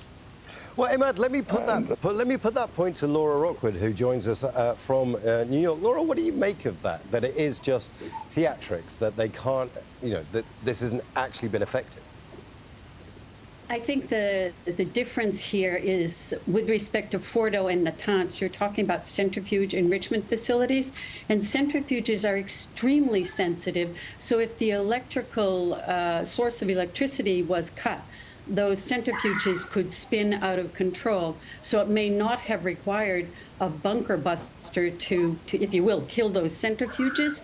I don't think you're right in suggesting that it will require if you will, people going in to visit these facilities to see what the actual damage was. The uranium conversion, UCF in Esfahan, was pretty badly damaged, at least from satellite imagery you can see it. So it's a slightly different situation. And what we're worried about in terms of Natanz and Fordo is not so much that they removed equipment, but they could conceivably, and probably did, remove the enriched uranium, in particular the 400 kilograms of 60% enriched uranium, and we don't know where it is. Luckily, there are IAEA inspectors in Iran right now, and if you will, effective this targeting was. Roxanne, it's a very interesting point that Laura brings up, because we are talking about the idea that there is 400 kilograms of enriched uranium at 60% that the Iranians say they removed, but we don't know where that is. Certainly publicly we don't know where that is, but Iran is being watched like a hawk by the Americans, by the International Atomic Energy Agency, by the Israelis. Someone must know where that stuff is. Is it a concern that we don't know publicly where it is, or is this just part and parcel of how this is done? Well, I think there's two parts to this. I think that there were negotiations taking place before the Israeli attack. The Iranians were feeling that these might not go exactly as they had expected. There were threats being made against Iran at that point by the Israelis in terms of planning an attack, and these were public. So I think it's very possible that the Iranians then did take preemptive moves to displace this, particularly this stockpile that the other guest referred to.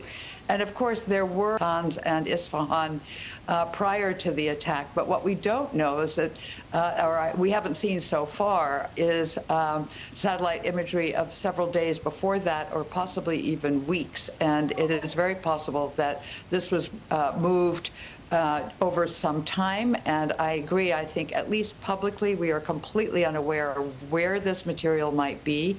And in that way, the attacks by the U.S. and indeed by Israel might have blurred the situation in terms of the clarity that the international community will have on the Iranian program and possibly what the next steps are. And although indeed there are inspectors in Iran at the moment, they are not being allowed to go to these sites, and there is some talk of the Iranians now withdrawing from the Nuclear Non-Proliferation Treaty, because two members of that treaty are too atomic, and so being a member of it has proven to the Iranians it's not very useful to be a member of that treaty. So I think we're very unclear as to where this will go from here. That's an excellent point, and thank you for bringing it up. It was actually my next question. The Nuclear Non-Proliferation Treaty has been designed very, very specifically to do that, to not proliferate nuclear weapons across the world. Iran is a signatory. North Korea has nuclear weapons. Those states have survived. States that haven't survived, that threaten to get nuclear weapons, have been destroyed. So I want to bring this question to Imad first. Imad, you were part of that Iraqi program to try and get a nuclear weapon for security. Never quite happened, but now things have changed. Will Iran look for a weapon for that simple reason? It guarantees security. Imad. The main point that I'd like to point at is that it's not a matter of how much 60% uranium there is, or it is the brain, the nuclear scientists who are still there, and they have not gone anyplace else. And the thing about the nuclear weapon in Iran is a special case, because it's all in the hands of the Khamenei, the supreme leader. Because if you remember, it was Khomeini in 2000 and early 2000, when he was still in Qom, he issued a fatwa that Iran does not pursue a nuclear weapon. Today, that hasn't changed, right, Imad? That fatwa is still in play today. This is the point. Khamenei, the present supreme leader, in 2003 confirmed the fatwa of Khomeini not to pursue. Now, what is the thing that is really bothering me, actually, is this issue is being raised again in the Supreme Security Council of Iran and the parliament, and members are sending appeals to Khamenei to reverse that fatwa, to allow them to make the nuclear bomb. It is not NPT or whatever else international rules and strings, because they have, as you mentioned, many states don't abide by them. The important thing in Iran is what Khamenei decides, and he has appointed the 3 successors, expecting to die or to be bombed or killed. Laura, is this a failure then of the NPT? It's a treaty that isn't working and needs to be scrapped. No, absolutely not. Difference between North Korea and Iran, and they're not. Neither of them is really good examples. But in the case of North Korea, there was really considerable hope that the Kim regime would fall, would collapse. And so there was consideration, I've been given to understand, there was consideration to have a military attack in North Korea, and it was decided to try to give it some time. And unfortunately, the Security Council was stymied, and the U.S. administration played its cards badly, I think, and that's why we ended up without the agreed framework. But I don't think this is a failure of the NPT. It has been dissembling since 2003 about the nature, the extent, and the activities of its nuclear program. And even in the last couple of years, there have been efforts by Iran to conceal its previous activities. I think the unfortunate thing is that Iran didn't, in 2003, say, yes, we had a nuclear weapons program. Wouldn't you have if you had just come out of a war, a deadly war with your neighbor, Iraq? People would have understood it. Now, they didn't, and they haven't been able, and they cite the fatwa as preventing them from admitting that they had an organized nuclear weapons program, at least up until 2003, but there's no evidence of it since then. So to answer your question, no, I don't think it's a failure of the NPT, but it's really tough when you have 2 members of the IAEA attacking safeguarded nuclear facilities. It sends a very bad signal, and not a particularly positive signal, shall I say, to North Korea as well. Roxanne, one of the reasons Iran has a nuclear program, a civilian nuclear program, it insists that it is peaceful, is as a negotiating tactic. Iran needs sanctions relief. It needs this program almost to be able to have a bargaining chip at the table with the Americans, with the international community. We will reduce our uranium enrichment programs. We'll cancel all of this if you give us sanctions release. Has that backfired now for Iran?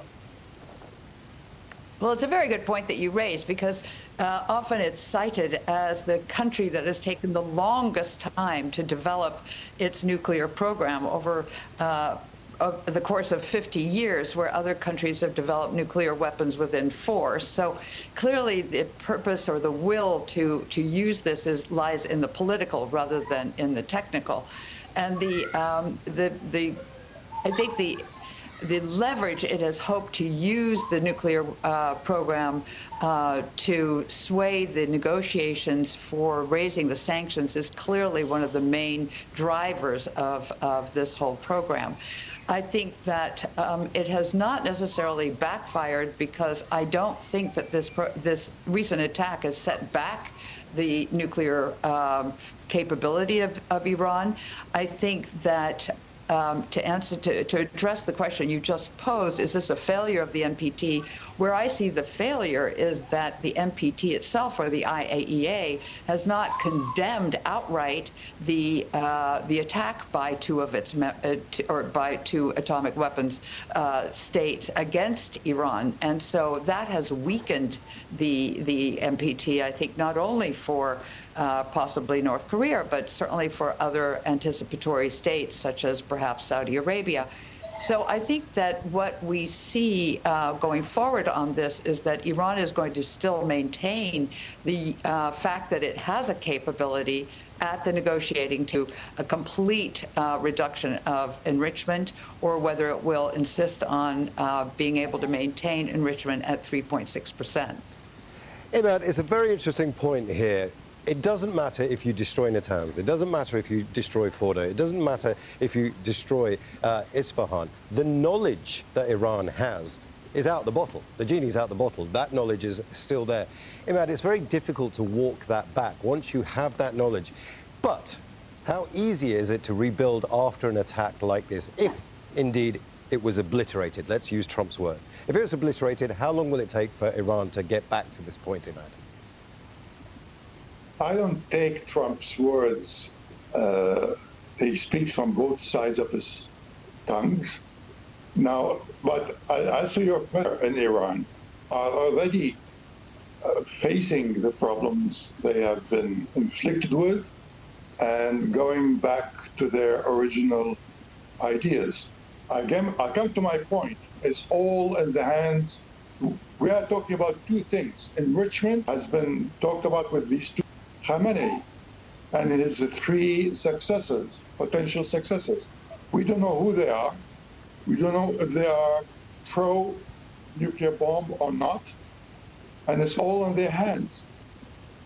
The scientists are there. There are tens and hundreds of them. I know quite a few of them. They were with me at the university in the 60s, getting our degrees.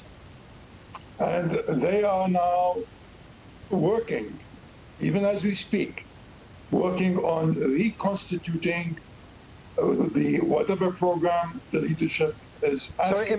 Sorry, Imad, we are running out of time, and I want to bring some of your points to our other guests as well. I'm just going to start with Laura very quickly. Laura, the Iranian nuclear program is, clearly seen by Iran as being very useful, but weaponization, that is going to be suicidal for the Islamic Revolution, surely. I mean, if they go towards that, then America has to act. Israel has its excuse to act. This is not something that the Iranian regime wants, if the Iranian regime wants to survive, the Iranian government wants to survive. I should think not, and I think they have a healthy sense of survival. I imagine that Iran will respond. They almost have to. But in terms of whether this means speeding up their weaponization program, going directly for a bomb, I don't know. They're going to have to think very carefully about that. I am less, until a week ago, I was less concerned about the U.S.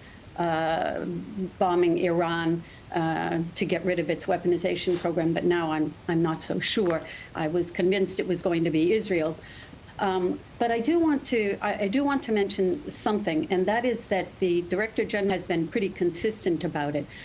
Do I think that Iran might try to weaponize? If they did, they could probably move forward. If they had concealed other centrifuges, they had already announced that they had another enrichment site. We don't know how many centrifuges they have. It wouldn't require all that much more effort to enrich further than 60%. So I've heard if they were to choose to weaponize the material that they have, they could probably do it in a matter of a few months. Now, whether they have the delivery capability... Sorry, Laura, we are running out of time, and I do want to come to Roxanne. Roxanne, this idea of weaponization, it's going to be a very dangerous path for Iran to take. No one's talking about it right now. But surely, this fatwa, the pressure that Iran is under to support in Iran, where it's become an internal talking point, the security via nuclear weapons.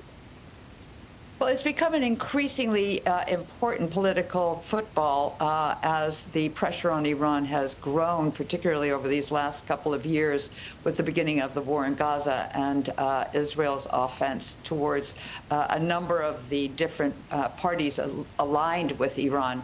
I think that I would agree with your other guest. I think that the fatwa is definitely in the hands of the supreme leader to decide on. It will not be changed unless he agrees.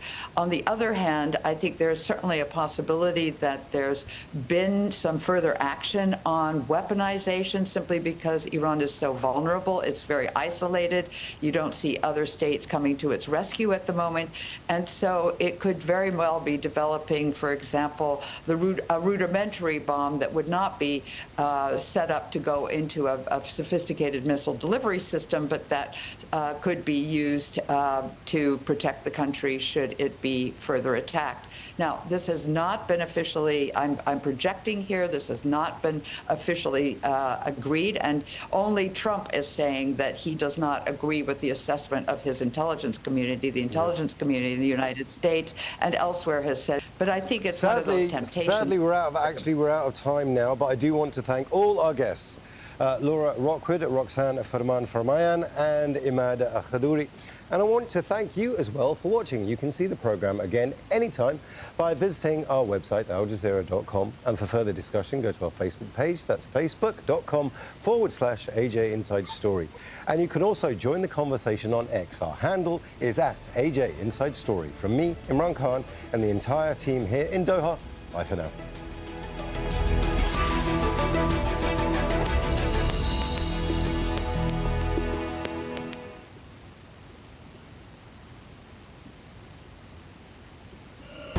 Through centuries of expulsion and persecution, an ideology was formed that would appropriate Jewish identity, facilitate the creation of Israel, and frame it within the Western world order. In a three-part series, The Big Picture charts the rise of the ethno-religious state from an imperial proxy to an indispensable ally of the West, and examines how this alliance has granted the Zionist project global impunity. The Big Picture, How Israel Won the West, Part 1 on Al Jazeera. That didn't want the average person to know what the truth was about climate change. Scientists dismissed as prophets of doom. We knew where the temperature was going to go. By leaders seeking the profits of industry. They were publishing reports saying this is not an urgent problem. Could we have changed the course of the climate emergency? Our air is polluted. Our skies are red. Dying Earth. Lost Futures. On Al Jazeera.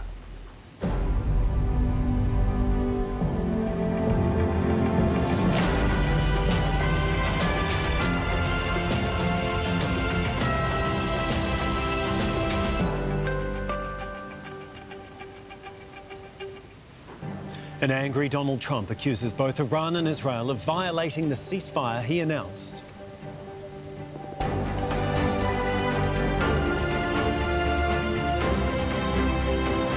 This is Al Jazeera live from Doha with all the latest developments in the Israel-Iran conflict. Iran agrees. Iranian missiles hit a southern Israeli city, killing at least 4 people. It happened just before the ceasefire took effect.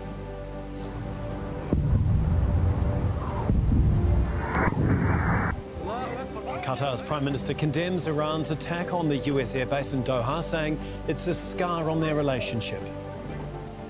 Also ahead, Israeli attacks on Palestinians queuing for food. More than 70 people are killed in a matter of hours in Gaza.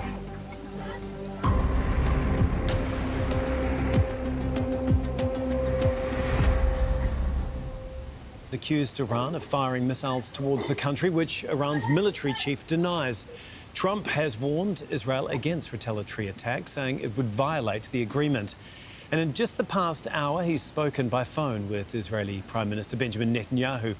US media are reporting that Netanyahu told Trump he cannot cancel an attack on Iran. Well, Phil Lavelle is following developments from Washington, D.C. President Donald Trump wasn't just angry, he was furious as he spoke to journalists as he left the White House on his way to the NATO summit in the Netherlands. He was speaking about the ceasefire that he managed to broker, the ceasefire that he publicly announced on social media at 1 o'clock in the morning, just hours before it was apparently violated. He said he was angry with both Israel and Iran, but he was particularly angry with Israel. Here's what he had to say. I didn't like plenty of things I saw yesterday. I didn't like the fact that Israel unloaded the deal. They didn't have to unload. And I didn't like the fact that the retaliation was very strong. But in all fairness, Israel, that's not what we want, I'll tell you. And I'm telling you, I'm not happy about that, Israel. The president was also particularly scathing about the US media because there's been a lot of discussion over whether Operation Midnight Hammer actually achieved its goals. The president has said that Iran's nuclear program has been completely obliterated. In fact, when he was speaking to journalists here, he said they're never going to have a nuclear weapon. But at the same time, many analysts here have been questioning whether or not those facilities were actually destroyed. Did Iran manage to get some of that uranium out? The vice president was asked about it on Fox News just last night. He sidestepped the question. Donald Trump said it is simple that the fake news media, as he refers to them, he called CNN, he called out MSNBC, who he calls MSDNC. He said they're going out in the coming weeks and months. Phil Lavelle, Al Jazeera, Washington. At least 2 explosions have been reported in the Iranian capital. These are the very latest pictures we're getting in, showing plumes of smoke in northern Tehran. It comes less than an hour after Donald Trump issued a warning to Israel against a retaliatory attack. We're going to go to Bernard Smith in just a moment, but first to Ali Hashim, who is standing by for us in Tehran. Ali, can you just talk us through these latest strikes that seemingly have only just happened in the last half hour or so? Well, it's in northern Iran, to the north of Tehran. According to preliminary reports, it's in Babul Sar in the province of Mazandaran, and that's North Iran, close to the Caspian Sea. Reports of a couple of explosions and air defenses activated. However, there's no casualties reported. According to the Israeli side, it's a radar that was hit, and now everyone is anticipating the Iranians. They are going to practice restraint. This is going to be crucial to see how this fragile ceasefire or cessation of hostilities is going to go ahead, especially with us listening just a few seconds ago to President Trump being very frustrated with how things are after the Iranian attack and the Israeli attack. Yeah, like you say, Trump is obviously extremely frustrated with both sides in all of this. Respond to these latest airstrikes by Israel. What options do they have in front of them, though? And how, I guess, how certain are they that they want this ceasefire to hold at this point? Well, there's a major determinant here we have to take into consideration, Tom, and that is the idea of freedom of movement. The Iranians do not want to have a precedent here, whereas the Israelis can have a freedom of movement in Iran without any kind of accountability. So they are trying to draw a clear rules of engagement, a clear rules of a game, and that could help this ceasefire to last long.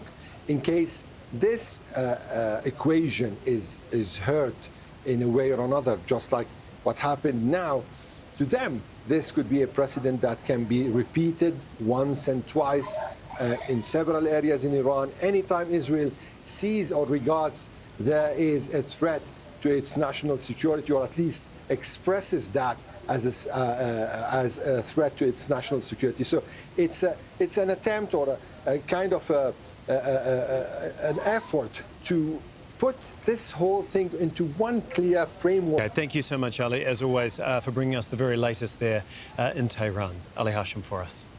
We're going to go to Bernard Smith, who's in Jordan's capital. He is in Amman because the Israeli government has banned Al Jazeera from reporting in Israel as well as the occupied West Bank. Now, as we mentioned, Donald Trump has held a phone call with Benjamin Netanyahu, telling him to turn those planes around that were on their way to the Iranian capital. I mean, this is a remarkable intervention by the US president, isn't it?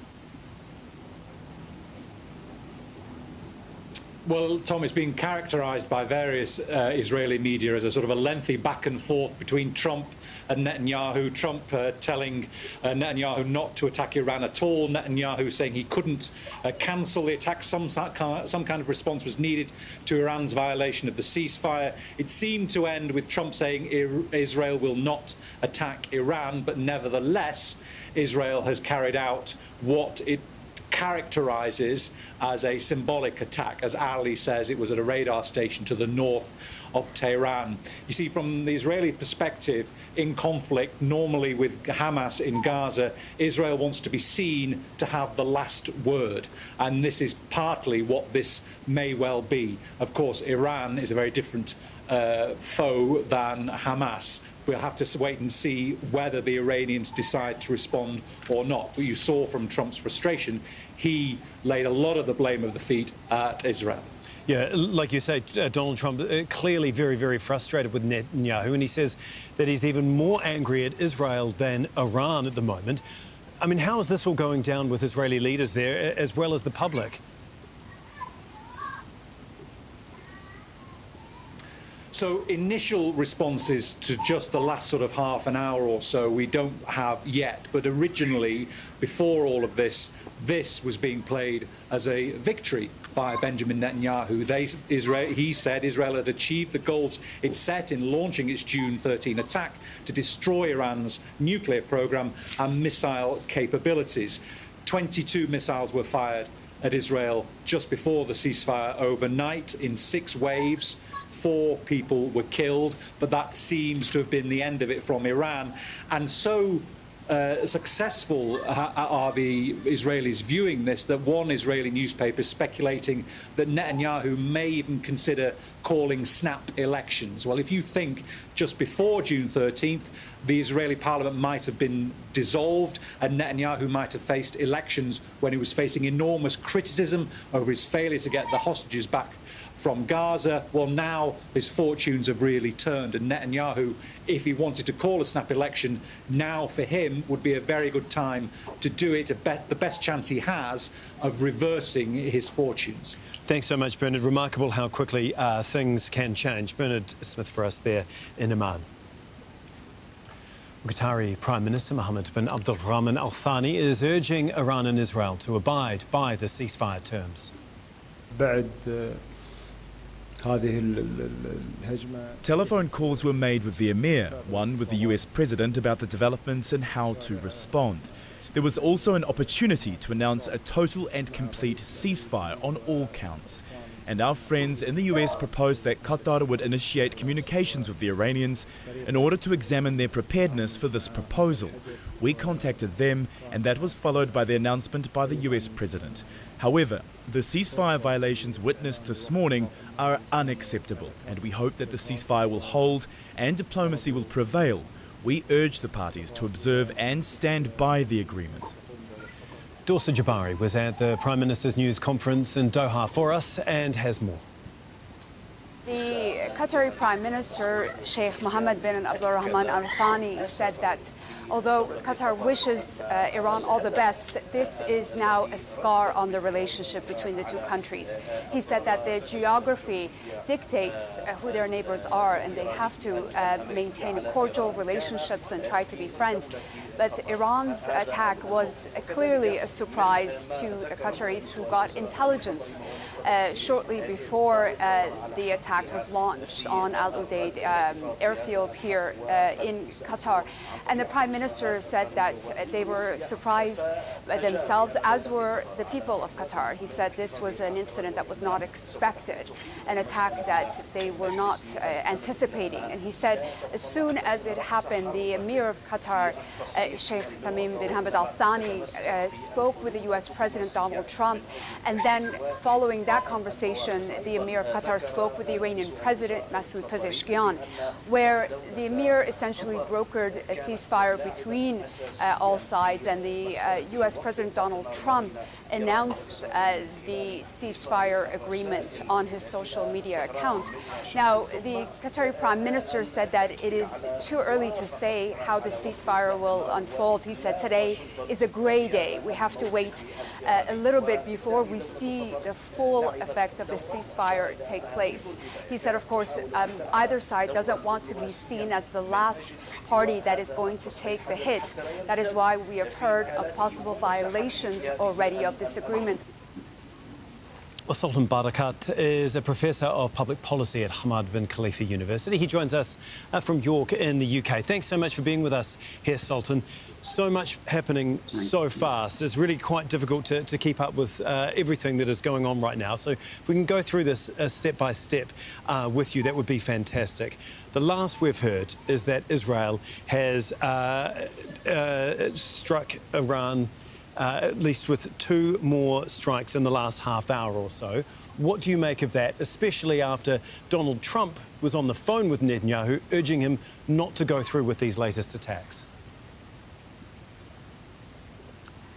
Well, it's clear it's a sign of defiance as far as Israel is concerned.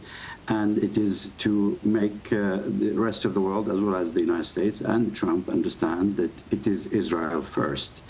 Trump would not have announced a ceasefire without having discussed it in some detail with the Israelis and the Iranians. And as we've just heard in the report, most likely also maybe through the Qataris played some kind of role in facilitating the discussion with Iran.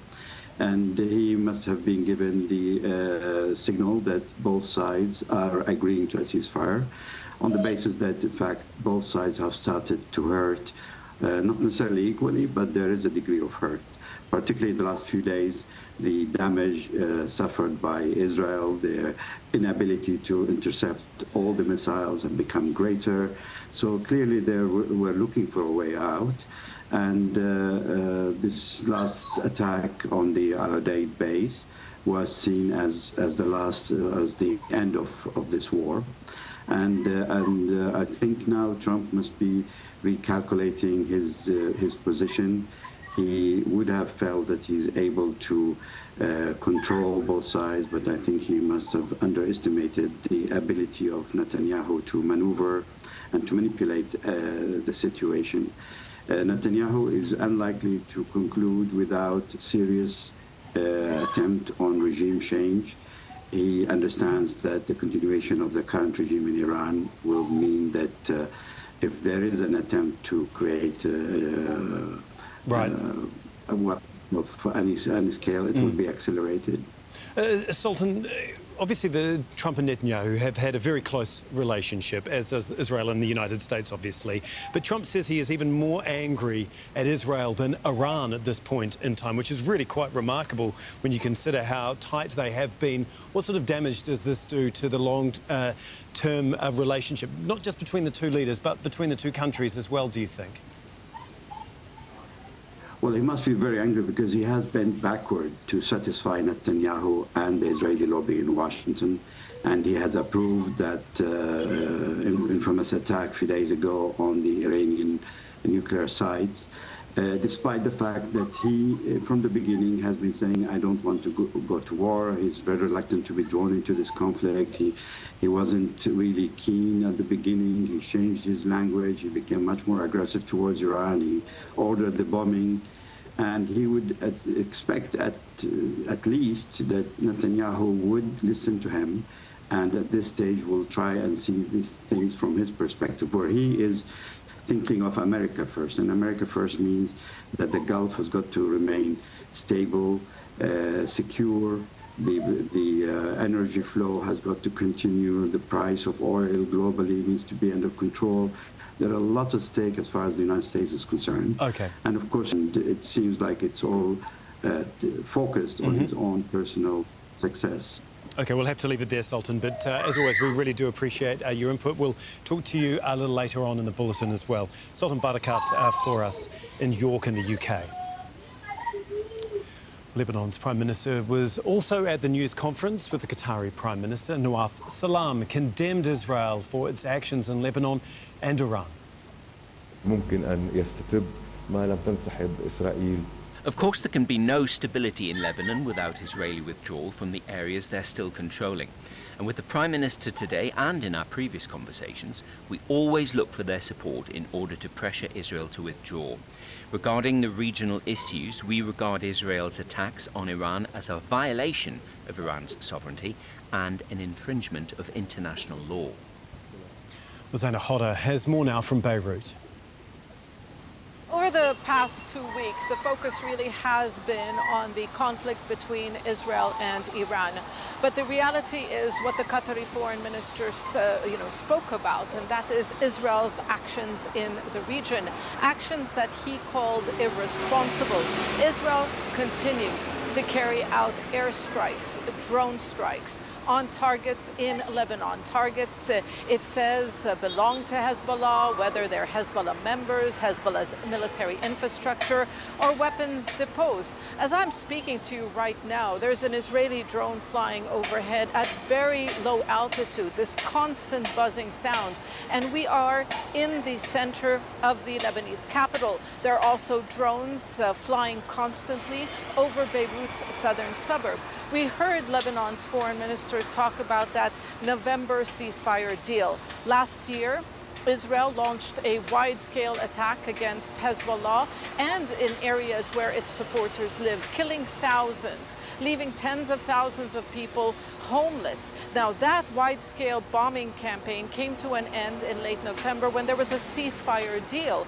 But since that ceasefire deal has been put in place, Israel has continuously violated it. We're still ahead here on Al Jazeera. Fresh warnings on the financial future of the United Nations Palestinian Relief Agency.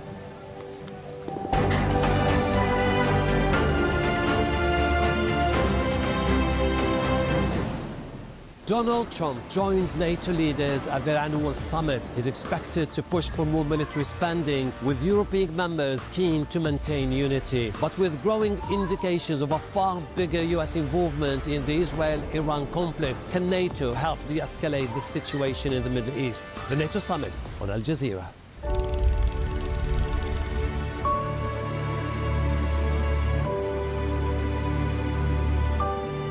Bold and untold stories from Asia and the Pacific on Al Jazeera.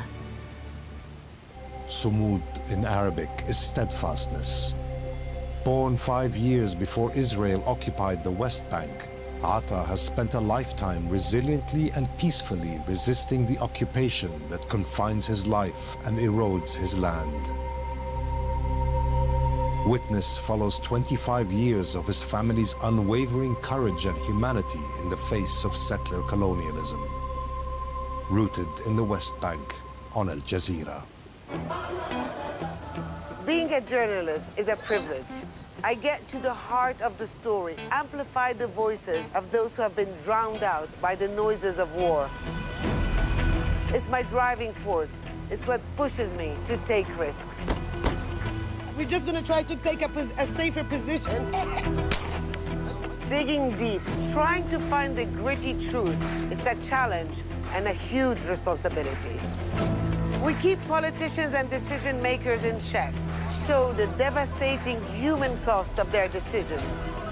The reason the Israeli soldiers based themselves in this house is because it's at the entrance of the Jenin refugee camp, and from here they have a clear view of any movement. Working at Al Jazeera enables me to make the other voices relevant, to show that there's more that unites us than divides us.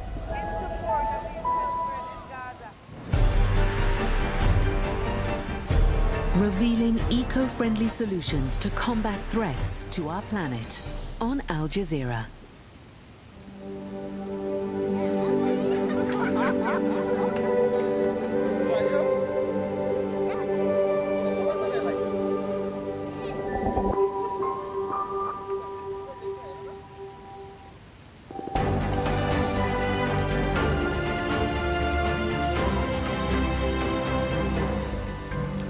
Let's remind you of the main story we've been covering for you on Al Jazeera. US President Donald Trump says Iran and Israel have both violated a ceasefire deal just hours after it came into effect.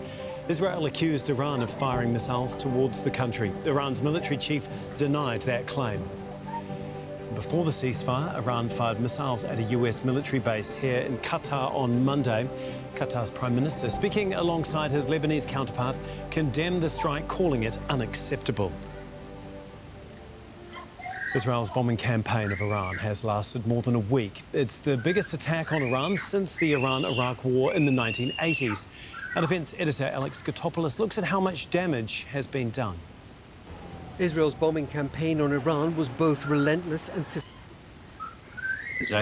I think it's beyond the time where they would use it for leverage. I think they would have to feel like they have to respond very visibly in some big fashion. And pulling out of the NPT is one of the few cards, actually, they can play on the diplomatic stage. Iran's future as part of the Non-Proliferation Treaty, or NPT, is in doubt. NPT is the world's most important agreement to stop the spread of nuclear weapons. Since 1970, the agreement promoted the peaceful use of nuclear energy and encouraged nuclear disarmament. Signatories agreed not to transfer their weapons or help non-nuclear states develop them. And those which did not already have nuclear weapons agreed not to acquire them. The International Atomic Energy Agency has the job of overseeing nuclear material and technology. 191 states are parties to the NPT, making it one of the most widely adhered to arms control agreements. The only major arms control deal between the US and Russia, New START, expires next year. With no new deal in place, the future of global nuclear limits is uncertain. The NPT doesn't expire. It's meant to last indefinitely, but it's reviewed every 5 years.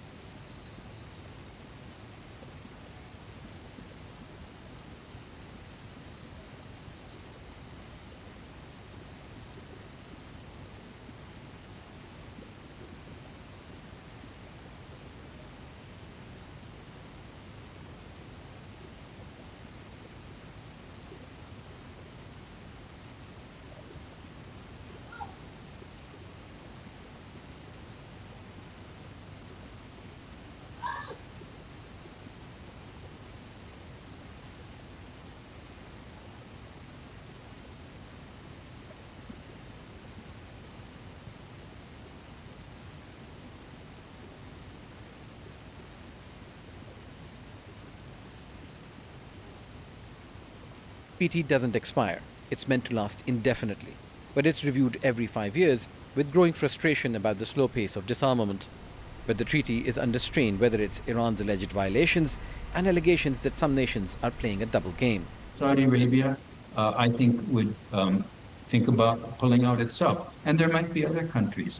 Egypt, for example, has long been concerned that Israel doesn't face any international monitoring. And Egypt says that's unfair. And so Egypt, if others pulled out, might think that it would be worth their while to pull out. And, you know, there could be other countries around the world similarly fed up with the international nuclear order. Israel, India, and Pakistan never signed it. North Korea left it in 2003, and if Iran withdraws from the NPT, it would no longer be bound by its rules. Osama Javed, Al Jazeera.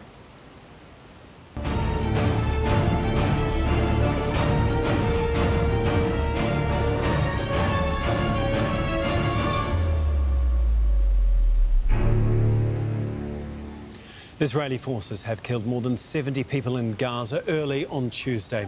They include Palestinians waiting for food. Casualties have been taken to several hospitals at different locations across the Strip. Hani Mahmoud has the latest from Gaza City. This combination of a direct killing targeting residential homes here in Gaza City, in the southern part of the city, a Sabra neighborhood, a densely populated neighborhood, and more recently became overcrowded by the numerous forced evacuation orders that pushed many of the people in the eastern part of the city toward this part of Gaza City and the western part near the coastal road. Another residential home and a shelter refugee camp at early hours of last night, where 3 people reported killed.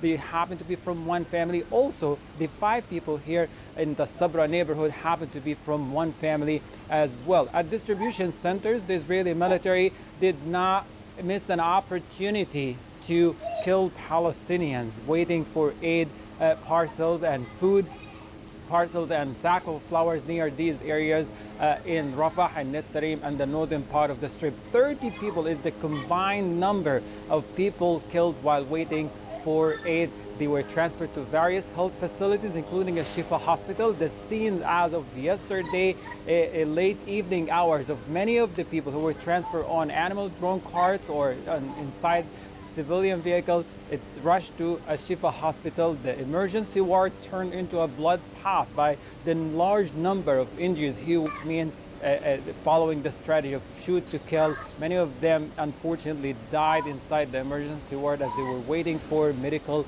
care and intervention by the doctors. That did not happen given how busy and overwhelmed a Shifa hospital, let alone the fact that the Shifa hospital is not operating as a proper health facility. Well, that's all from me, Tom McRae. The news continues here on Al Jazeera after 101 East. Up next.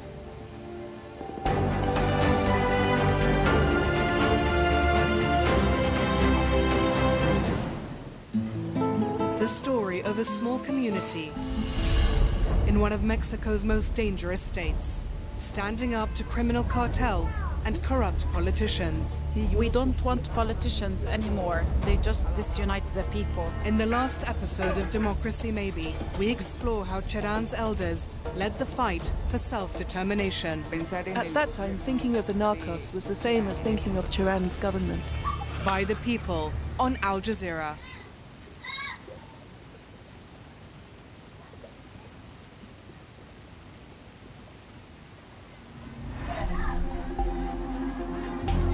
She was the world's longest-serving female leader, hailed internationally for lifting millions out of poverty. Foreign media even dubbed her the mother of humanity. But to many Bangladeshis, Sheikh Hasina was a mother of evil. She turned into a monster. I think she's a psychopath. Sheikh Hasina is a zombie. Her regime stands accused of stealing hundreds of billions of dollars from this impoverished country. Her security forces allegedly kidnapped and executed thousands. Every night I was mentally prepared that I'll not see another day. In July 2024, students rose against her, finally storming the residence where she ruled Bangladesh like an absolute monarch. She fled in a helicopter and escaped to India. Today, the once sumptuous residence of Sheikh Hasina is in ruins, along with her reputation.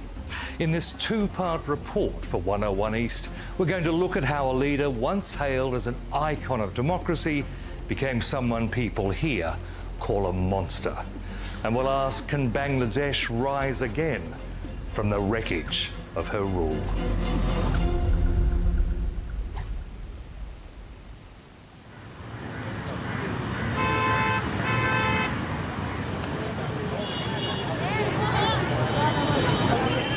For any outsider, the capital Dhaka is an assault on the senses.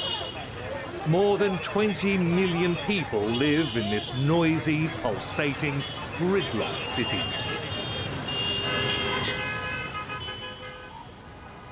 Dhaka University is as close as you'll get to a quiet oasis, a place to study, to think, and to sometimes change history. Okay, the famous student leaders, how are you? Thank you for meeting us. I've come here to meet 4 of the students who took on a dictatorship and won. Mitu Akhter, Abdul Kader, Mira and Rifat Rashid braved weeks of gunfire from security forces that killed hundreds of protesters. So you all saw friends killed around here? Yeah, there is a lot of people killed in this movement, and that was a terrible experience. The campaign they fought is now etched in murals around the university. Unarmed idealists facing bullets and armored combat vehicles in hope of a better future. আমার family বিশ্বাস করেছিল আমি আসলে মারা গেছি, তারা just আমার লাশটা চাচ্ছিল, কিন্তু আমরা আসলে কিন্তু আন্দোলনটাকে ফ্রন্টের দিকে এগিয়ে নিয়ে গেছি। It started with simple protests over a government quota system, which students believed the regime was using to reserve jobs for its supporters. But after mass arrests and mass killings, it turned into a nationwide uprising to oust Sheikh Hasina. আমাদের আর পিছে ফিরোর মানে তাকানোর কোনো সুযোগ নেই। যদি আমরা বাঁচি, আমরা হচ্ছে কি এই যে ফ্যাসিস্টকে খেদানো চান, আমাদের আর কোনো ওয়ে নেই। I just know one thing, that I have to survive, I have to achieve peace, I have to achieve the equal rights. I'm fighting for this, right? For most of their lives, Sheikh Hasina had been their only ruler. Embraced by world leaders, she revelled in the moniker of Asia's Iron Lady, determined to drag her country from poverty and bring equality to women. At least that was the image her regime created. Sheikh Hasina. But to many in their parents' generation, Sheikh Hasina had been a tragic heroine. Her father was Bangladesh's founding president, Mujibur Rahman. He came to power in 1971, leading a war of independence from Pakistan. 4 years later, while Sheikh Hasina was visiting Europe, he was murdered in a military coup. The rebel soldiers also slaughtered most of her family.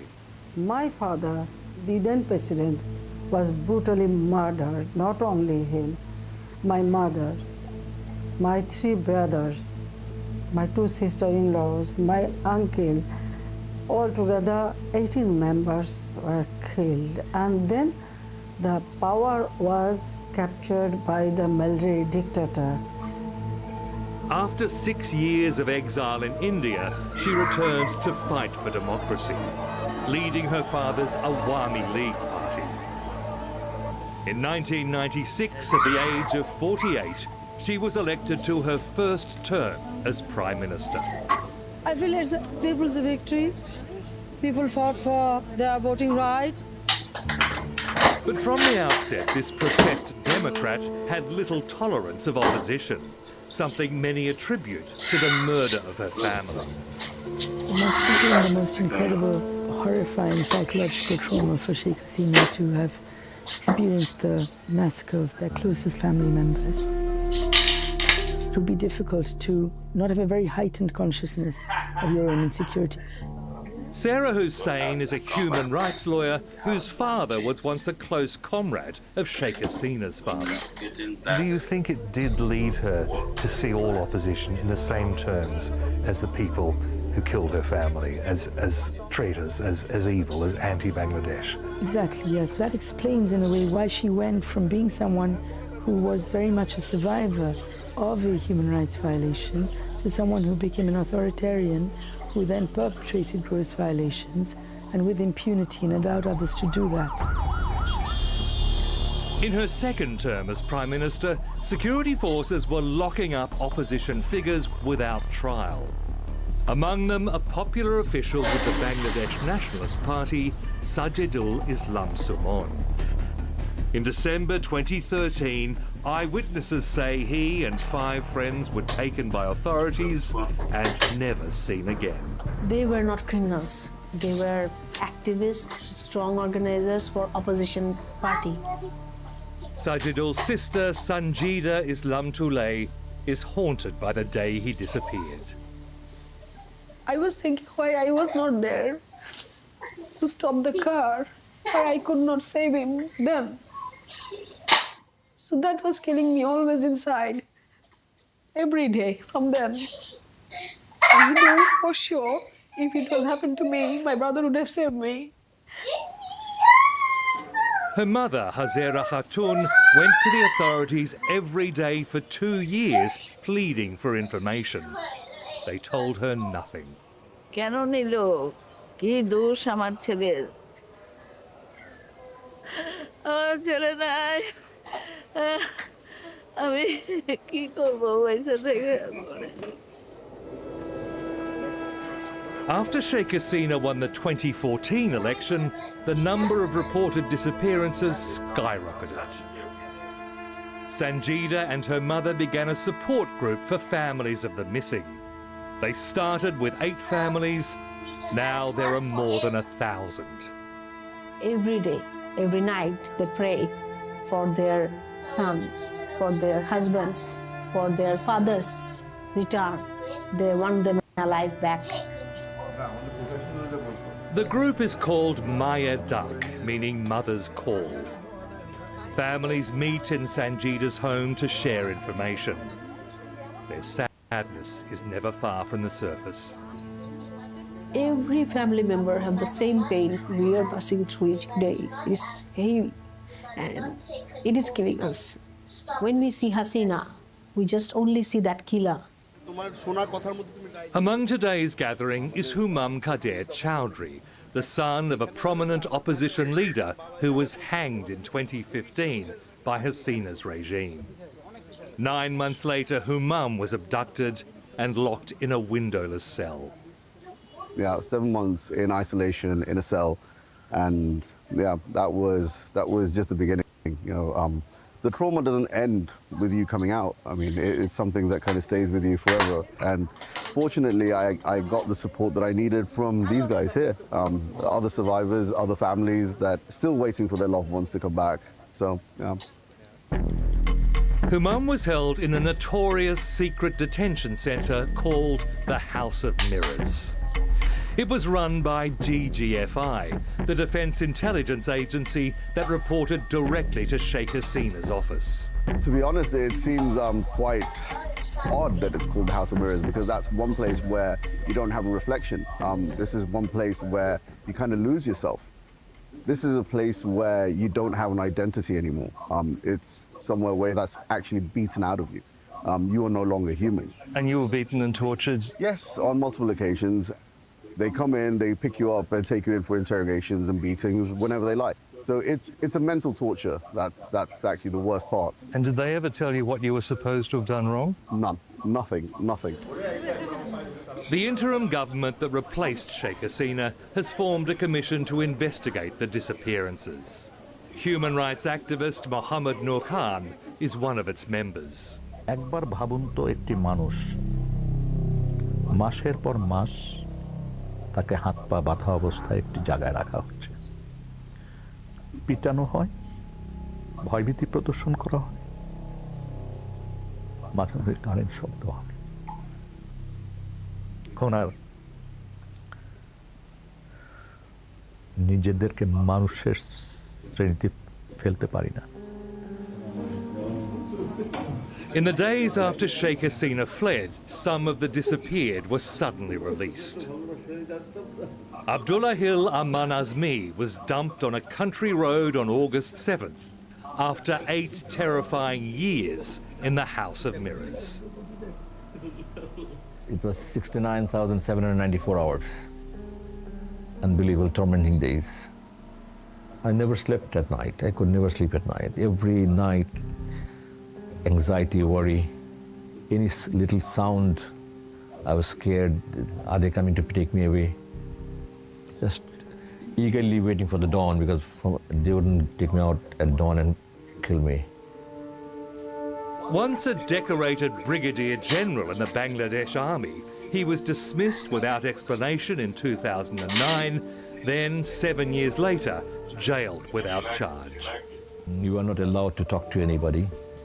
Every time this handcuffed, blindfolded, the mask on. The doors and windows are all closed and black painted. I did not see natural light, no sun, no moon, sky, cloud, nothing. He had once lived in the officers' quarters near Defence Intelligence at Dhaka's main military complex. He eventually worked out he was imprisoned on the same base. They put me in joint interrogation cell. This cell is in case any armed forces personnel gets involved in any serious crime and which cannot be proved in normal investigation. They are sent there for interrogation, if need be torture, and find out the truth. His sudden release returned him to his family and the children he last saw as infants. One was almost 10, another was 11 and a half. I feel so bad that I couldn't see them growing up. The worst thing that has happened is I lost my mother. She was not my mother, she was my best friend in my life. Many of the disappeared never emerged. Investigator Mohammed Nur Khan fears the fates of hundreds of missing people may never be known. রাষ্ট্রীয় বাহিনীর সমস্ত আলামত নষ্ট এবং এখন পর্যন্ত যারা এই ধরনের ঘটনার সাথে যুক্ত তাদের বড় অংশ এখন পর্যন্ত বাহিনীগুলি এজেন্সিগুলি হিসেবে কর্মরত আছে। কারণ আমরা ইতিমধ্যে জেনেছি যে কিছু কিছু কতিপয় মানুষ, কতিপয় সদস্য কিছু মানুষ পরিবারকে ইতিমধ্যে নানাভাবে ভয়ভীতি প্রদর্শন করছে, লোভ দেখাচ্ছে, চুপ থাকতে বলছে। Despite the alleged attempts at cover-up, he is certain he knows who carried